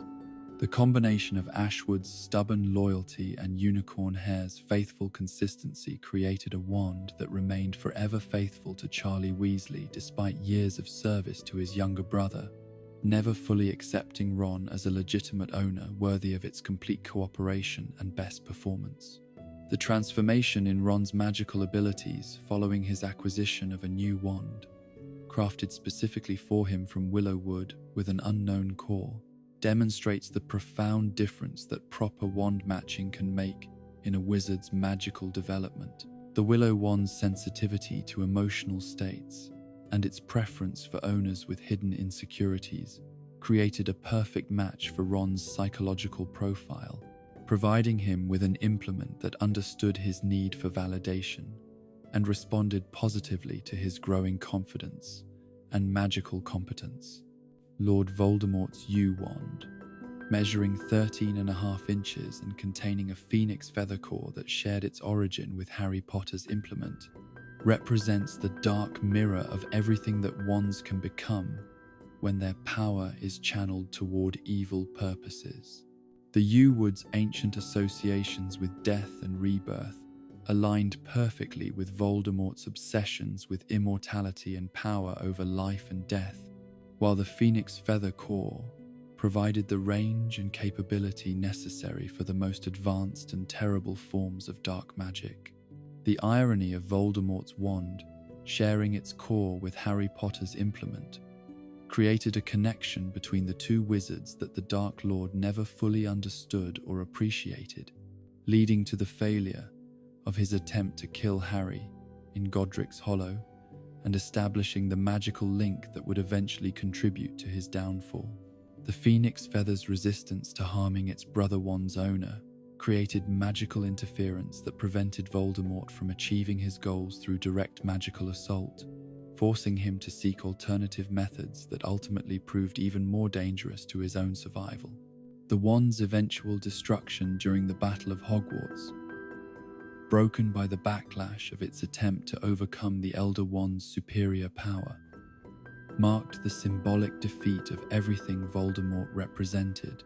as even his most personal magical implement abandoned him in his moment of greatest need.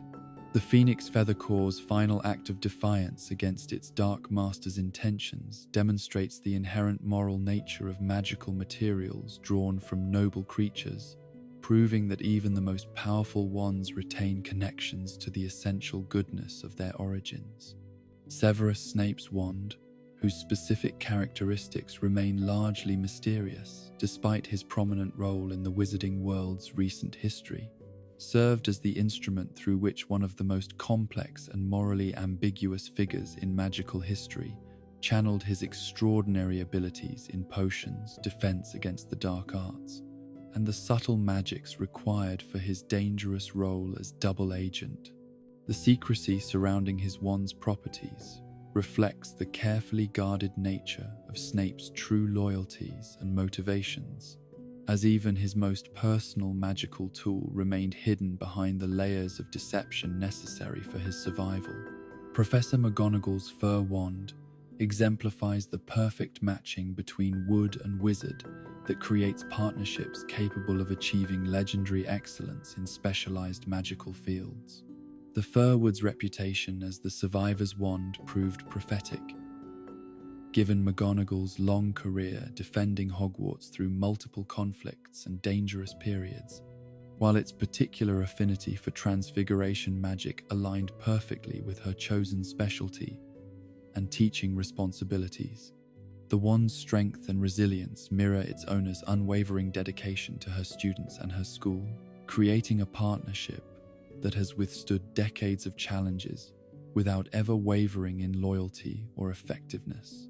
The destruction of wands through accident or combat represents one of the most traumatic experiences that any wizard can endure,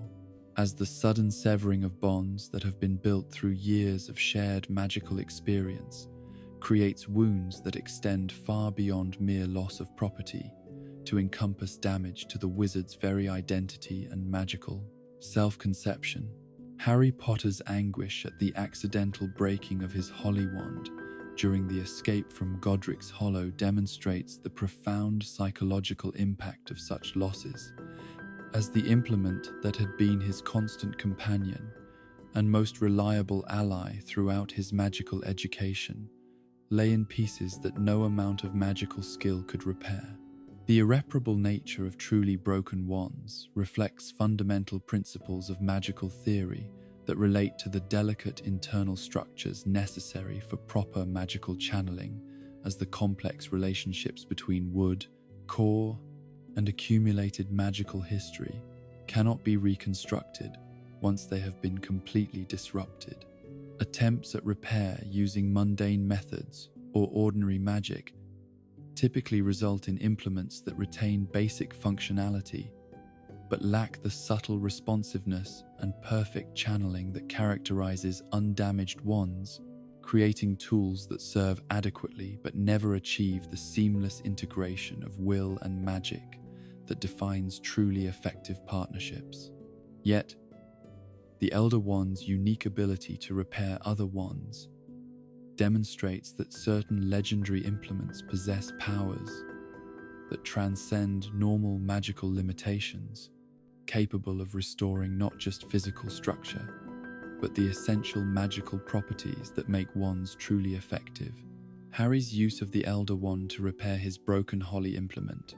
represents one of the most remarkable magical achievements in recorded history, as the successful restoration required the Elder Wand to understand and recreate not just the original structure, but the accumulated history and magical personality that had developed through years of partnership. In the charged atmosphere where opposing wands meet in magical combat, there unfolds a drama of profound intimacy that transcends mere conflict to become something approaching a sacred ritual, where the most personal and precious possessions of each combatant are brought into direct opposition, their accumulated loyalties and learned responses tested against each other in contests that reveal as much about the soul of each wizard as about their technical magical abilities. The art of magical dueling transforms wands from simple tools into extensions of their owners' very beings, creating battles where victory depends not merely on superior spell knowledge or greater magical power,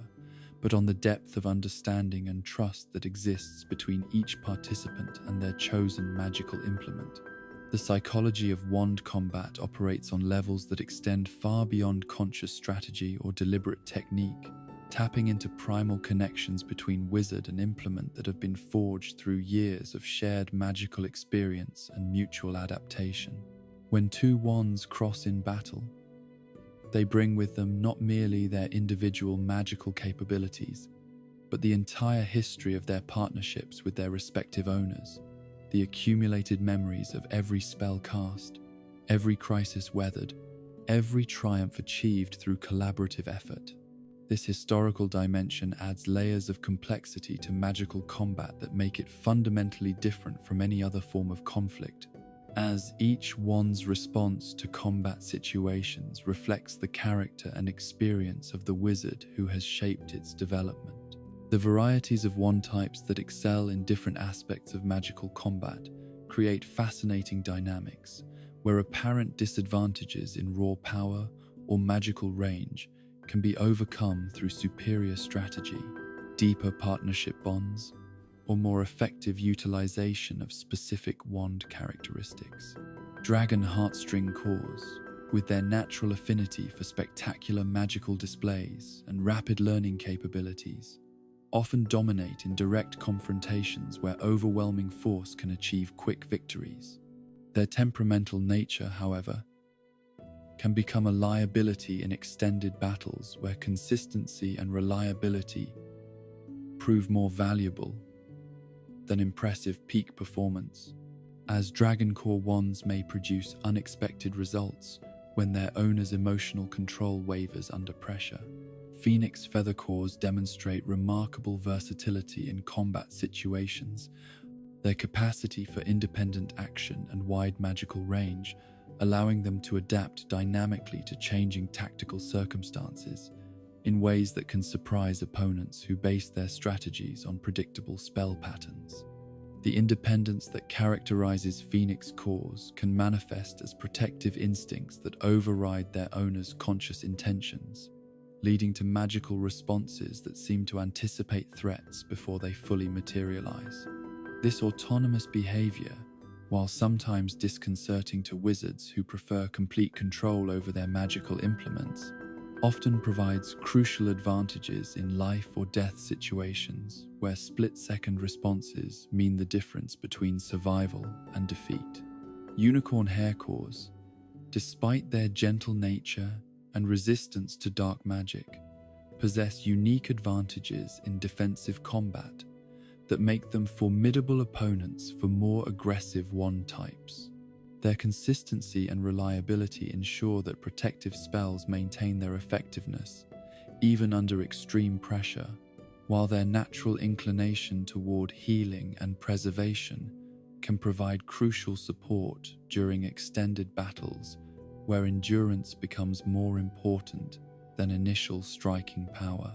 The moral steadfastness of unicorn cores also creates psychological advantages, as their owners often fight with the confidence that comes from knowing their cause is just and their methods are honorable. The devastating impact of successful disarming spells in magical combat extends beyond mere tactical disadvantage to encompass profound psychological trauma for wizards suddenly separated from their most trusted magical partners. The moment when a wand flies from its owner's grasp represents more than simple loss of weapon, but the severing of bonds that have been built through years of intimate magical collaboration. Experienced duelists understand this vulnerability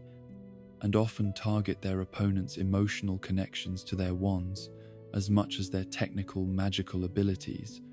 seeking to create doubt or hesitation that can disrupt the perfect synchronization necessary for effective combat magic. The ethics surrounding the use of captured or borrowed wands in combat situations reveal deep moral complexities that have troubled magical philosophers for centuries. While necessity may justify temporary use of implements that do not belong to their wielders, the violation of the intimate bonds between other wizards and their chosen wands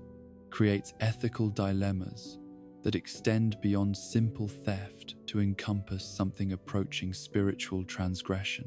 Wands forced to serve temporary masters in combat rarely perform at full capability, their natural loyalty to their original owners, creating internal conflicts that compromise their effectiveness and may even result in magical backlash against unauthorized users. The allegiance patterns that govern how wands respond to changes in ownership through combat defeat create additional tactical considerations that sophisticated duelists learn to exploit or defend against depending on their strategic objectives. Wands won through fair combat may gradually transfer their loyalty to victorious opponents, but this process requires time and careful cultivation that battlefield conditions rarely allow. The immediate aftermath of disarming often leaves captured wands in states of confusion or rebellion that make them unreliable weapons for their temporary holders, creating opportunities for original owners to recover their implements, or for allies to capitalize on their opponent's compromised magical capabilities. The regional variations in dueling traditions that have developed across different magical cultures reflect varying philosophical approaches to the relationship between combat, honor, and the proper use of magical implements. European dueling customs emphasize formal procedures and ritualized approaches that seek to minimize permanent harm, while still allowing for decisive resolution of conflicts, creating frameworks where wand combat can serve social functions without necessarily resulting in death or permanent disability. These traditions recognize the sacred nature of the wizard-wand relationship and establish protocols that protect the essential bonds even when their owners engage in formal combat. American dueling practices influenced by frontier conditions and the practical necessities of magical law enforcement, tend toward more pragmatic approaches that prioritize effectiveness over ceremony and survival over honor. The harsh realities of battling dark creatures and criminal wizards in sparsely populated territories created combat traditions that view wands primarily as tools for achieving victory, rather than extensions of personal honor that must be treated with special reverence. This cultural difference has created ongoing tensions between American and European magical communities regarding the proper conduct of formal magical combat. Asian magical traditions approach wand combat through philosophical frameworks that emphasize harmony between opposing forces and the resolution of conflict through understanding rather than domination. Chinese and Japanese dueling customs incorporate meditative practices and spiritual disciplines that seek to align wizard and wand so completely that combat becomes a form of moving meditation where victory emerges naturally from perfect balance rather than superior aggression. These approaches often prove surprisingly effective against more conventional Western techniques, as their emphasis on harmony and flow can neutralize raw power advantages through superior positioning and timing. The role of wand combat in larger magical conflicts reveals how individual partnerships between wizard and implement scale up to influence the outcomes of battles that shape the course of wizarding history. During the Great Wars against dark forces, the quality of wizard-wand relationships often determined survival rates and mission success more than any other single factor. Units whose members had strong bonds with well-matched wands consistently outperformed those equipped with adequate but imperfectly suited implements, demonstrating the crucial importance of proper wand matching for military effectiveness.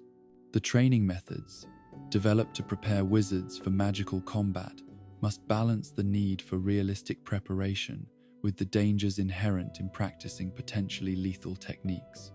Advanced dueling instruction requires carefully controlled environments where students can experience the psychological pressures of combat without risking permanent harm to themselves or their practice partners. The most effective training programs incorporate graduated exposure to stress and danger, allowing developing duelists to build confidence and competence while maintaining the respect for their opponents and weapons that prevents practice from degenerating into mere violence. The protective magic specifically designed to guard wands during combat situations represents one of the most specialized and technically demanding branches of defensive spell work, requiring deep understanding of both general protective principles and the specific vulnerabilities that affect magical implements under battle conditions. Shield charms that protect wands must operate differently from those designed to protect human bodies, as the magical conductivity that makes wands effective also makes them susceptible to forms of attack that would have little effect on living tissue. Master duelists learn to maintain protective fields around their implements that operate automatically and independently, providing constant defense without requiring conscious attention that could be better devoted to offensive operations. The psychological preparation necessary for effective wand combat extends beyond technical training to encompass mental disciplines that maintain emotional balance and tactical clarity under life-threatening pressure. The intimate nature of wand partnerships means that threats to one's implement can provoke emotional responses that compromise rational decision-making and tactical effectiveness. Combat training must therefore include psychological conditioning that allows duelists to function effectively, even when their most precious possessions are at risk, maintaining the cool judgment necessary for survival while preserving the emotional connections that make wizard-wand partnerships effective. The evolution of magical combat techniques over centuries of warfare and dueling has created increasingly sophisticated approaches that maximize the unique advantages offered by different wand types while minimizing their characteristic vulnerabilities. Modern combat magic incorporates lessons learned from countless battles and duels, creating tactical frameworks that allow wizards to adapt their fighting styles to complement their specific wand characteristics rather than fighting against their implement's natural inclinations. The legendary duels that have shaped magical history demonstrate how perfectly matched wizard-wand partnerships can achieve levels of combat effectiveness that transcend normal limitations, creating moments of magical brilliance where individual skill combines with ideal equipment to produce results that seem almost supernatural, even by magical standards. The duel between Dumbledore and Grindelwald,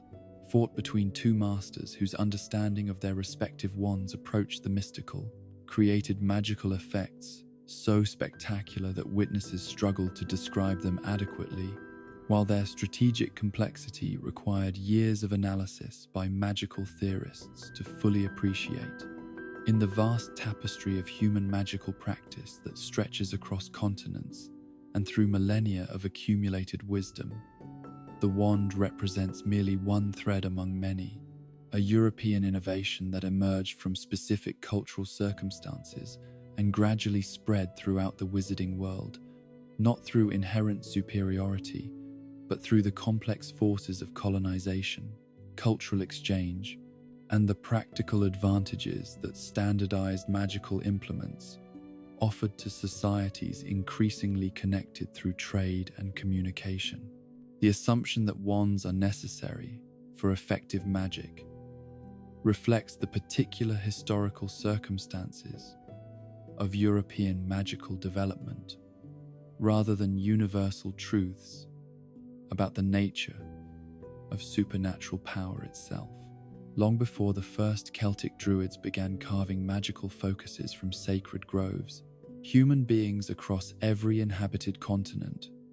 had discovered methods for channeling their innate magical abilities through techniques that drew upon local materials, cultural traditions, and philosophical frameworks that reflected their unique relationships with the natural and supernatural worlds. These wandless traditions developed along paths that were no less sophisticated or effective than European approaches, creating magical practices that often achieved results comparable to or even superior to wanded magic while maintaining closer connections to the fundamental forces that govern magical phenomena. The African magical traditions that flourished for thousands of years before European contact demonstrate remarkable sophistication in their approaches to channeling human magical potential without reliance on constructed implements. Traditional African magical practice emphasizes direct connection between practitioner and natural forces, drawing power through carefully cultivated relationships with ancestral spirits, natural phenomena, and the living energies that flow through all aspects of the physical world. These techniques, refined through countless generations of dedicated practitioners, achieve levels of effectiveness that rival anything produced through European wand-making, while maintaining philosophical foundations that view magic as collaborative relationship rather than tool-based manipulation. The resistance to wand adoption that characterized African magical communities well into the 20th century reflected not technological backwardness, but sophisticated understanding of how reliance on external implements could compromise the direct spiritual connections that formed the foundation of traditional practice. African magical theory recognizes that introducing artificial intermediaries between practitioner and natural forces can create dependencies that weaken rather than strengthen overall magical capability,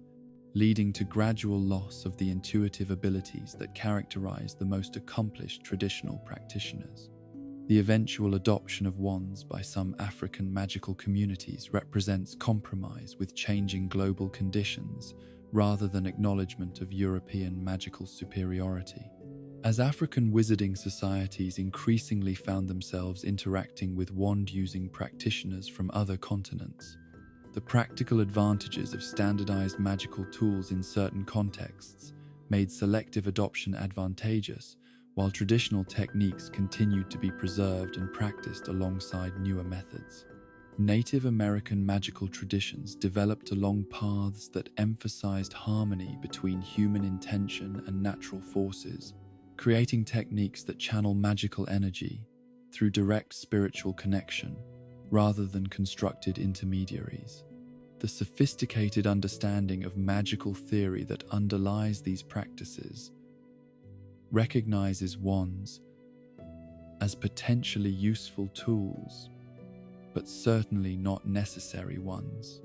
as the most accomplished Native American practitioners achieve magical effects through pure will and spiritual discipline that surpass anything possible through wanded magic. The philosophical foundations of Native American magical practice rest upon concepts of balance and reciprocity that view magic as collaborative relationship between human consciousness and the living energies that animate all existence. This worldview naturally leads to techniques that emphasize direct communication with natural forces rather than attempts to control or manipulate them through artificial tools, creating magical practices that work with, rather than against, the fundamental patterns that govern supernatural phenomena. The specific techniques employed in Native American wandless magic vary significantly between different tribal traditions, but share common elements that emphasize preparation of consciousness, purification of intention, and cultivation of respectful relationships with the spiritual forces that govern different aspects of magical practice. These methods require years of dedicated training to master, but produce practitioners whose abilities often exceed those of wand-using wizards in areas related to healing, communication with natural forces, and magic that involves direct manipulation of weather patterns or geological phenomena. The survival of these traditional techniques, despite centuries of cultural pressure and attempted suppression, demonstrates their inherent effectiveness and the deep wisdom contained within approaches to magic that developed independently of European influence. Modern Native American magical practitioners often blend traditional wandless techniques with selective adoption of useful innovations from other magical cultures, creating hybrid practices that combine the spiritual depth of ancestral wisdom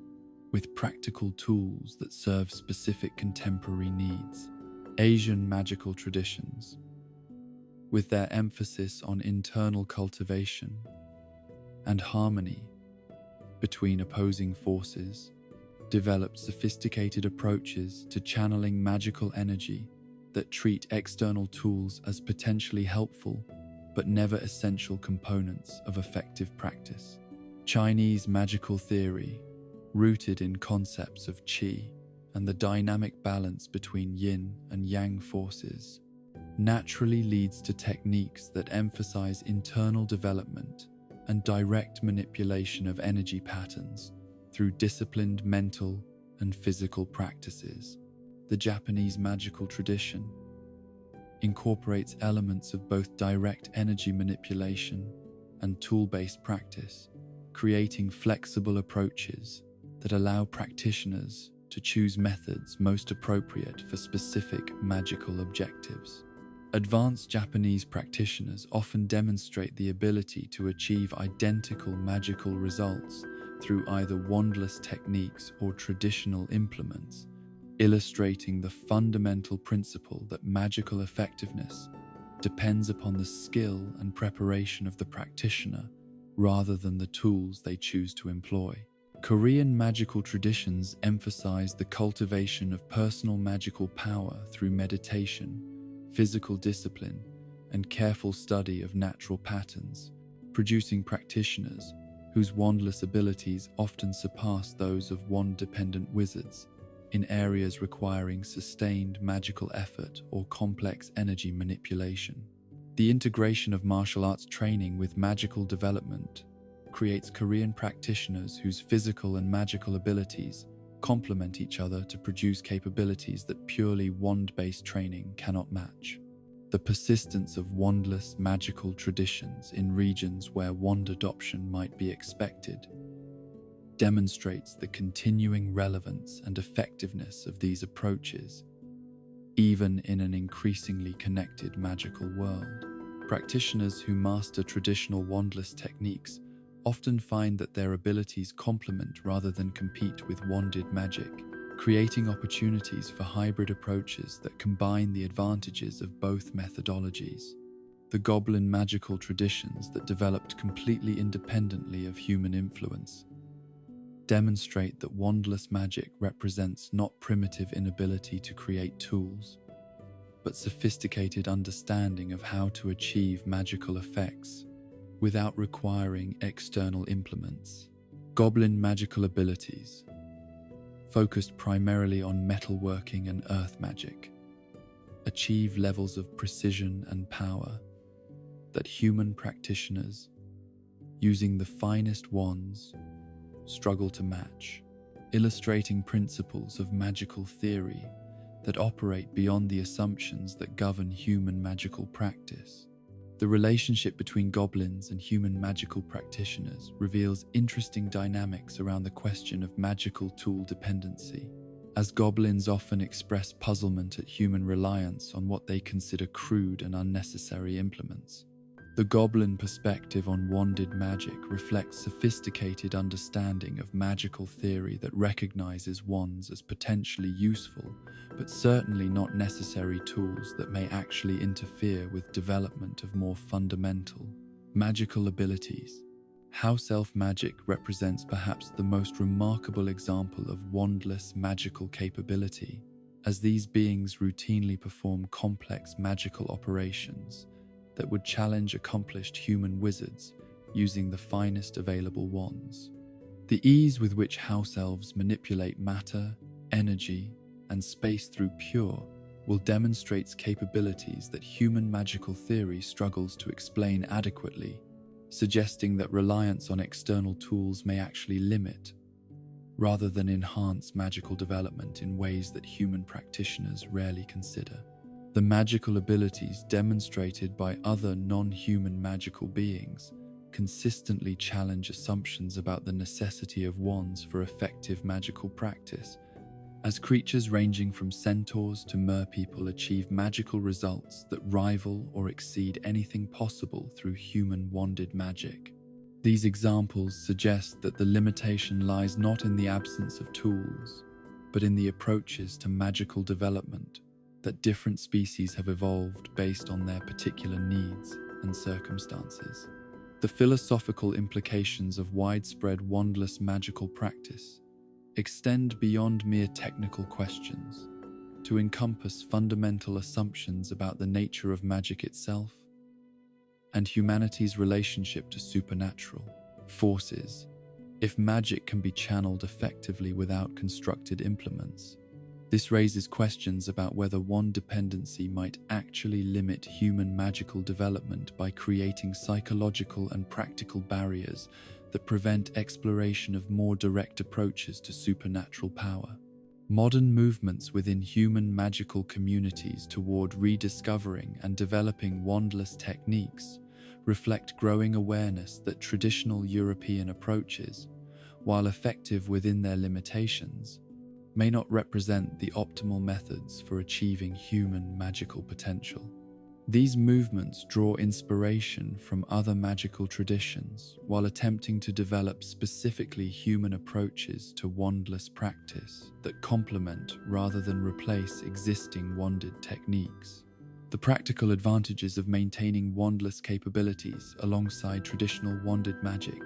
become apparent in situations where wands are lost, damaged, or unavailable, as practitioners with broader skill sets demonstrate greater resilience and adaptability when confronted with unexpected challenges. Emergency magical techniques that operate without external tools provide crucial backup capabilities that can mean the difference between survival and disaster in extreme situations. The integration of wandless techniques into modern magical education faces resistance from traditional institutions, but gains support from practitioners who recognize the value of developing broader magical capabilities that do not depend upon external tools. Progressive magical schools experiment with curricula that include wandless training alongside traditional wanded instruction, creating graduates whose magical abilities span broader ranges than those produced through purely conventional approaches. Beyond the familiar shores of Britain, where Ollivander's shop has stood for over 2 millennia as the undisputed centre of European wand-making excellence, there flourishes a vast and diverse world of magical craftsmanship that reflects the infinite creativity of human ingenuity when applied to the ancient art of channeling supernatural forces through carefully constructed implements. Each nation and culture has developed its own distinctive approaches to wand-making, drawing upon local materials, regional magical theories, and cultural traditions that have evolved through centuries of isolation and gradual exchange to create a rich tapestry of techniques and philosophies that challenge any narrow definitions of what constitutes proper magical implement construction. The continental European tradition, exemplified by the workshops of master craftsmen like Grigorovich, developed along parallel lines to British wand-making while maintaining distinctive characteristics that reflect different philosophical approaches to the relationship between wizard, wand, and magical force. The Germanic and Eastern European schools of wand-making emphasize precision engineering and mathematical harmony in their approach to wand construction, incorporating principles borrowed from alchemy and natural philosophy that treat wand creation as a form of applied magical science rather than intuitive art. Grigorovich himself represented the pinnacle of this continental approach, combining technical mastery with innovative experimentation that pushed the boundaries of traditional wand-making practice. His workshop in Bulgaria became a center of magical innovation, where apprentices from across Europe came to study techniques that integrated cutting-edge magical theory with practical craftsmanship refined through generations of family tradition. The wands produced under his supervision demonstrated characteristics that were subtly but significantly different from British examples, reflecting alternative approaches to the fundamental questions of how wood, core, and human will could be integrated into harmonious partnerships. The signature techniques developed in Grigorovich's workshop included methods for enhancing the natural magical conductivity of wand woods through controlled exposure to specific forms of magical energy,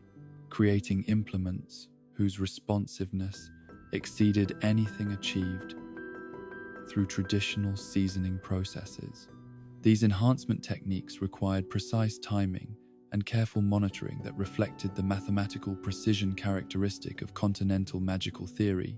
but they produced results that justified the additional complexity through improved performance and greater longevity. The core materials favored by continental wand makers often differed from those preferred by British craftsmen, reflecting access to different magical creatures and cultural preferences that valued different aspects of magical performance. Grigorovich himself was known to experiment with velar hair cores, understanding that their temperamental nature could be managed through proper technique to create wands of exceptional effectiveness in certain specialized applications, particularly those involving charm work and emotional manipulation. The spread of European wand-making techniques to other continents through exploration, colonization, and cultural exchange created fascinating hybrid traditions that combined imported knowledge with local materials and indigenous magical practices. The American wand-making tradition emerged from this cultural fusion, incorporating European technical knowledge with materials and philosophical approaches derived from Native American magical traditions to create distinctive schools of practice that reflected the unique magical environment of the New World. The Thunderbird, that magnificent creature whose wings could summon storms and whose presence heralded dramatic changes in weather patterns, became the most prized source of core material for American wand makers, who recognized that its feathers produced wands of extraordinary power and versatility. The Thunderbird's connection to elemental forces made its feathers particularly suitable for wands intended to channel weather magic and large-scale environmental effects, creating implements whose capabilities often exceeded anything available in Europe, where such powerful creatures were unknown. The integration of Thunderbird feather cores into American wand construction required development of new techniques for working with materials whose magical properties differed significantly from the traditional phoenix feather, dragon heartstring, and unicorn hair that dominated European practice. American wand makers learned to accommodate the Thunderbird's natural independence and elemental connection through design modifications that allowed for greater magical fluctuation while maintaining overall reliability and safety. Wampus cat hair emerged as another distinctly American core material, harvested from the fierce feline predators whose speed and cunning made them formidable magical creatures perfectly suited to providing essence for wands, intended for defensive magic and law enforcement applications. The Wampus cat's legendary ability to stand upright and manipulate objects with its front paws translated into cores that demonstrated unusual versatility and adaptability, making them particularly popular among auras and other magical law enforcement officers who required implements capable of handling diverse and unpredictable situations. The development of American wand making as a distinct tradition, rather than mere colonial extension of European practice, required generations of experimentation and innovation, as craftsmen learned to work with materials whose properties were unknown to traditional techniques. This process of discovery and adaptation created opportunities for genuine innovation that pushed the boundaries of wand-making theory while establishing American workshops as centers of excellence that competed with, rather than merely imitated, their European counterparts. The unique magical environment of North America, with its vast wilderness areas and diverse population of magical creatures, provided American wand makers with access to materials that were completely unknown in other parts of the world. Snallygaster heartstring cores, harvested from the fearsome flying reptiles that terrorized rural communities, created wands of aggressive magical potential that were perfectly suited to the challenging conditions of frontier magical life, where practitioners often faced dangers that European wizards never encountered. Jackalope antler cores, despite the seemingly whimsical nature of their source, demonstrated remarkable effectiveness in transfiguration magic that reflected the mythical creature's existence at the boundary between reality and folklore. American wand makers learned to appreciate materials whose magical properties operated through principles that European theory could not fully explain, developing empirical approaches to core evaluation that relied upon practical testing rather than theoretical prediction. The influence of Native American magical philosophy on American wand-making practices created hybrid approaches that combined European technical knowledge with indigenous understanding of the spiritual relationships between craftsmen, materials, and natural forces. This cultural synthesis produced wands whose characteristics reflected both traditions, creating implements that functioned according to European magical theory, while maintaining connections to natural forces that purely European approaches often overlooked. Asian wand-making traditions developed along completely independent paths that reflected different philosophical assumptions about the nature of magic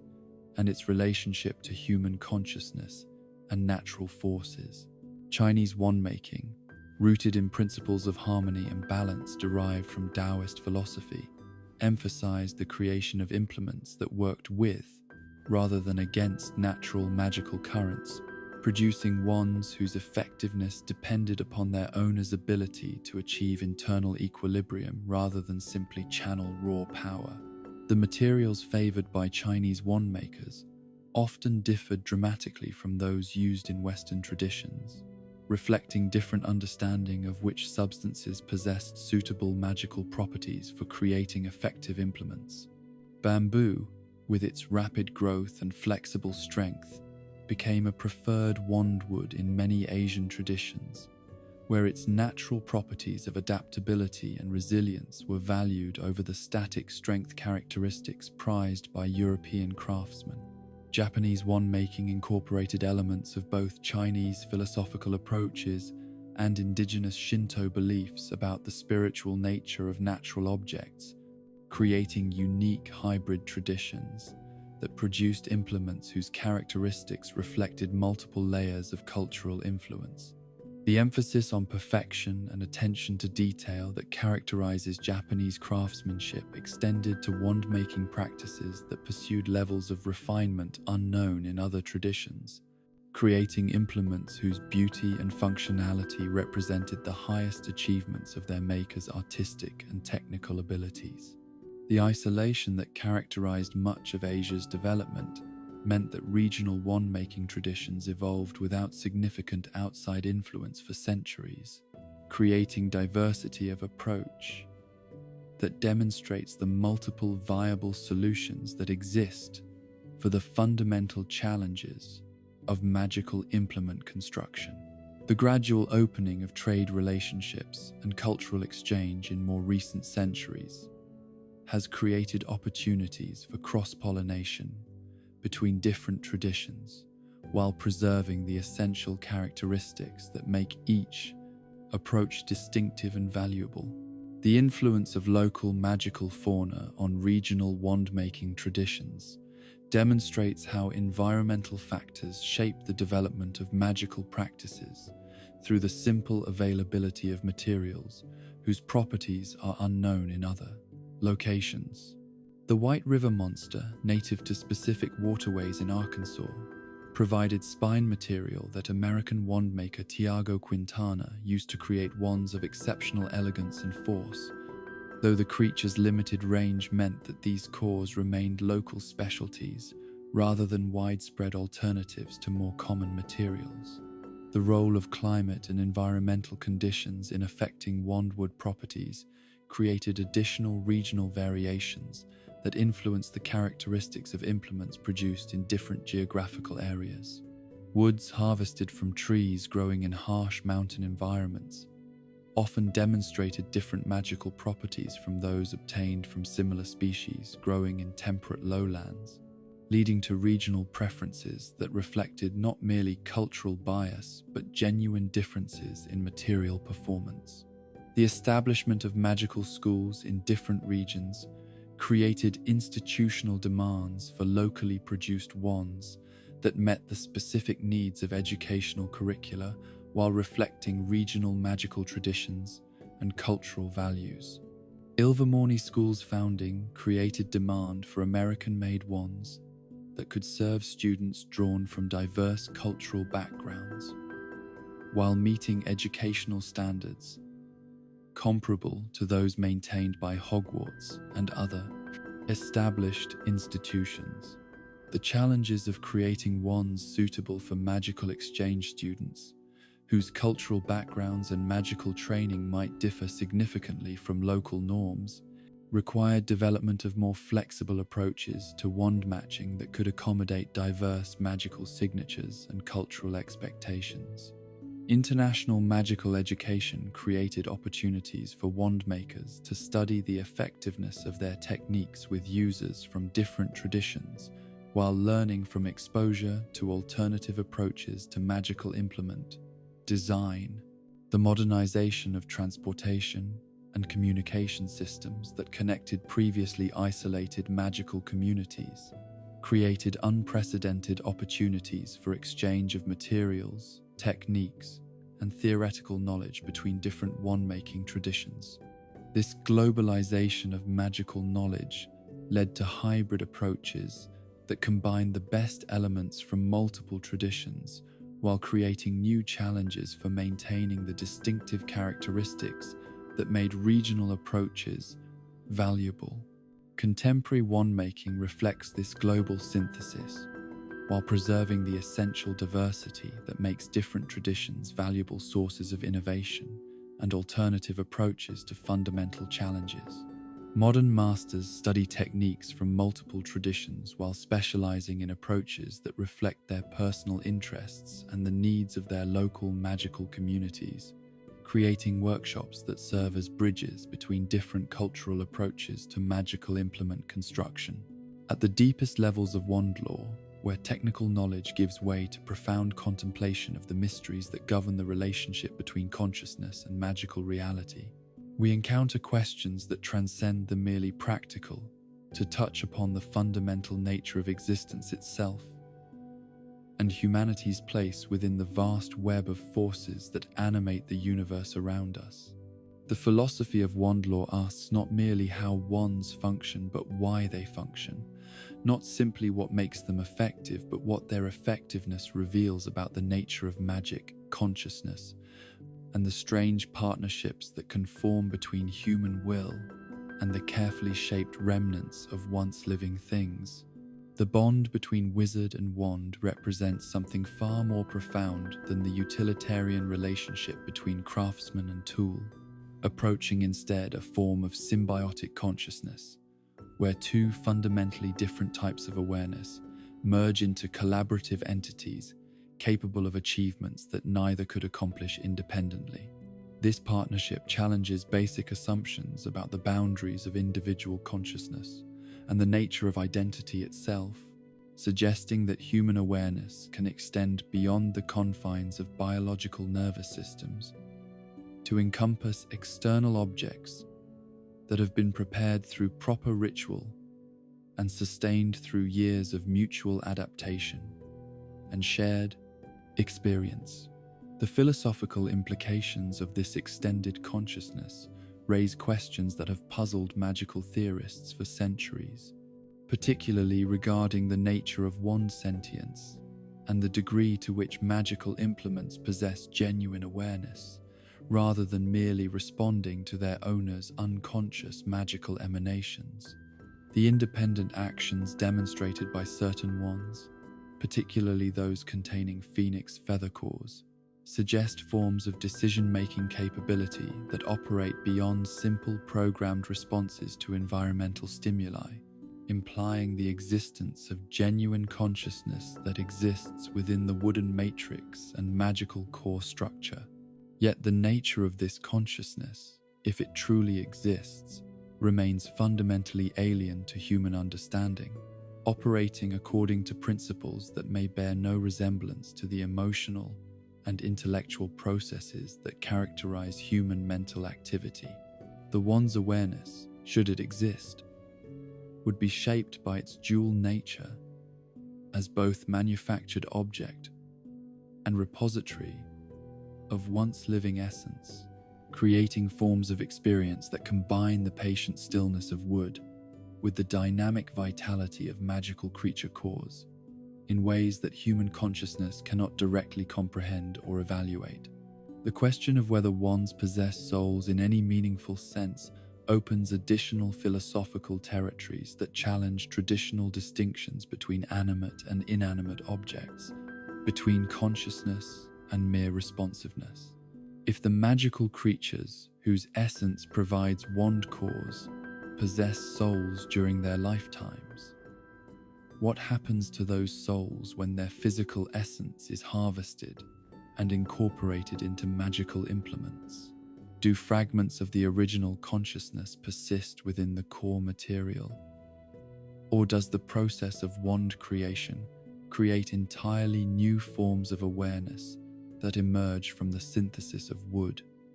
core, and accumulated magical experience? The tree that provides a wand's wooden body contributes its own philosophical complexities to these questions, as many magical traditions recognize trees as possessing forms of consciousness that operate on temporal scales vastly different from human awareness. The ancient wisdom attributed to trees in folklore and magical theory suggests that their consciousness, if it exists, would encompass decades or centuries of accumulated experience that could influence the wand's development in subtle but significant ways. The combination of this patient, long-term awareness with the more dynamic consciousness potentially contained within magical cores could create hybrid forms of awareness that transcend both original sources. The process by which wands choose their wizards becomes, from this philosophical perspective, a form of recognition between different types of consciousness that operates according to principles of compatibility and mutual benefit, rather than mere mechanical matching of magical frequencies. This choosing process suggests that wands possess evaluative capabilities that allow them to assess potential partners according to criteria that encompass not merely magical ability but character, potential for growth, and suitability for the specific type of collaborative relationship that each wand seeks to establish. The loyalty that wands demonstrate toward their chosen owners reflects emotional capacities that challenge assumptions about the nature of feeling and attachment in non-biological entities. The depth of this loyalty, demonstrated through wands' reluctance to serve other masters effectively and their apparent grief when separated from their original partners, suggests emotional sophistication that approaches or potentially exceeds human capacity for devoted attachment. This loyalty operates according to principles that prioritize the welfare and success of their chosen partners above their own preservation or comfort, demonstrating selflessness that serves as a model for human moral behavior. The moral dimensions of wand lore extend beyond questions of wand consciousness to encompass the ethical implications of the entire system of relationships that bind together trees, magical creatures, craftsmen, and wizards in the complex web of creation, ownership, and partnership that defines the wand-making tradition. The harvesting of cores from magical creatures raises questions about consent and exploitation that become particularly acute when considering creatures whose intelligence and emotional capacity may equal or exceed human levels. The use of phoenix feathers, dragon heartstrings, and unicorn hair represents a form of sacrifice that may be voluntary on the part of noble creatures, but could equally represent a form of exploitation that takes advantage of power, imbalances between human society and magical creature communities. The killing of trees to provide wandwood creates additional ethical complexities, particularly when considering trees that may possess consciousness and emotional capacity that humans struggle to recognize or comprehend. The ancient oak or wise willow that contributes its heartwood to wand construction may experience forms of suffering or sacrifice that operate on temporal scales that make human moral frameworks inadequate for proper evaluation. The responsibility that wand makers bear for these potential sacrifices creates moral obligations that extend far beyond simple craftsmanship to encompass stewardship of the natural and magical forces that make their work possible. The relationship between wand maker and customer involves its own ethical dimensions, as the craftsman who matches wand to wizard assumes responsibility for facilitating partnerships that may shape the course of both participants' existence for decades or centuries to come. The power to influence these crucial relationships creates obligations that extend beyond simple commercial transaction to encompass something approaching spiritual guidance. As the wand maker's decisions can enhance or limit their customers' magical development and life satisfaction in ways that persist long after the initial purchase. The wizard who accepts ownership of a wand enters into responsibilities that encompass not merely care for a valuable tool, but stewardship of a potentially conscious entity whose welfare becomes permanently linked to their own behavior and moral development.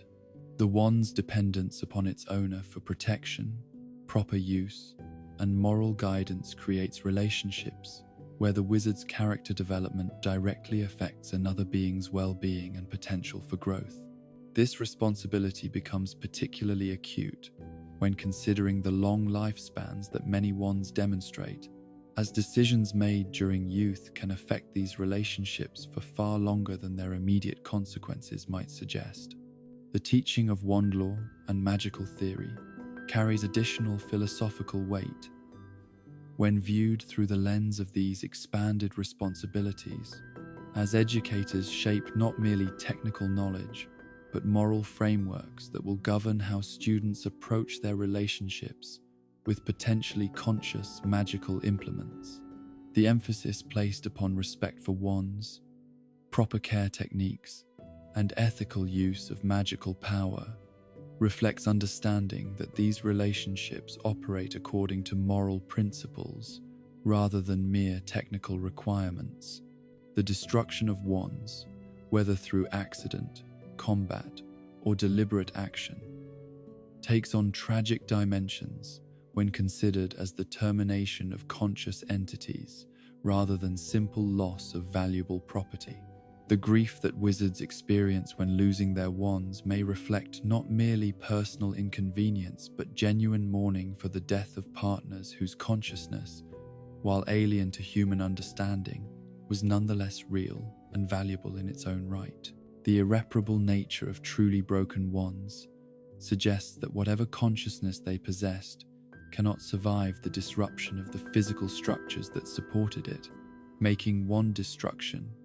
a form of murder that wizarding law and custom have failed to acknowledge adequately. The repair of damaged wands through the Elder Wand's unique capabilities raises fascinating questions about the relationship between consciousness and physical structure,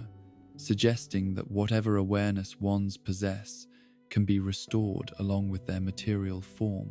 when the repair is performed by sufficiently powerful magical tools. The successful restoration of Harry Potter's Holy Wand demonstrates that the consciousness or pseudo-consciousness that develops through years of partnership can be reconstructed, along with the physical components, implying forms of magical memory that persist beyond apparent physical destruction. The inheritance patterns that sometimes occur when wands pass between generations within families create philosophical puzzles about identity and continuity of consciousness that challenge assumptions about the nature of individual awareness. When a wand that has served one family member for decades gradually transfers its loyalty to an inheritor, does this represent the development of new consciousness or the adaptation of existing awareness to changing circumstances? The difficulties that often accompany inherited wands suggest that whatever consciousness they possess requires time and effort to establish new relationships rather than simply accepting replacement partners automatically. The future evolution of wand lore and the relationships between human consciousness and magical implements remains an open question that will likely be influenced by changing understanding of consciousness itself, magical theory, and the moral obligations that govern interactions between different types of aware entities. The development of new magical technologies and techniques may create opportunities for deeper communication with wand consciousness, allowing for more explicit consent and collaboration in the relationships that define these partnerships. The role of wand lore in preserving connections between human society and the natural world becomes increasingly important. As magical communities become more urbanized and removed from direct contact with the forests and creatures that provide the materials for magical implements,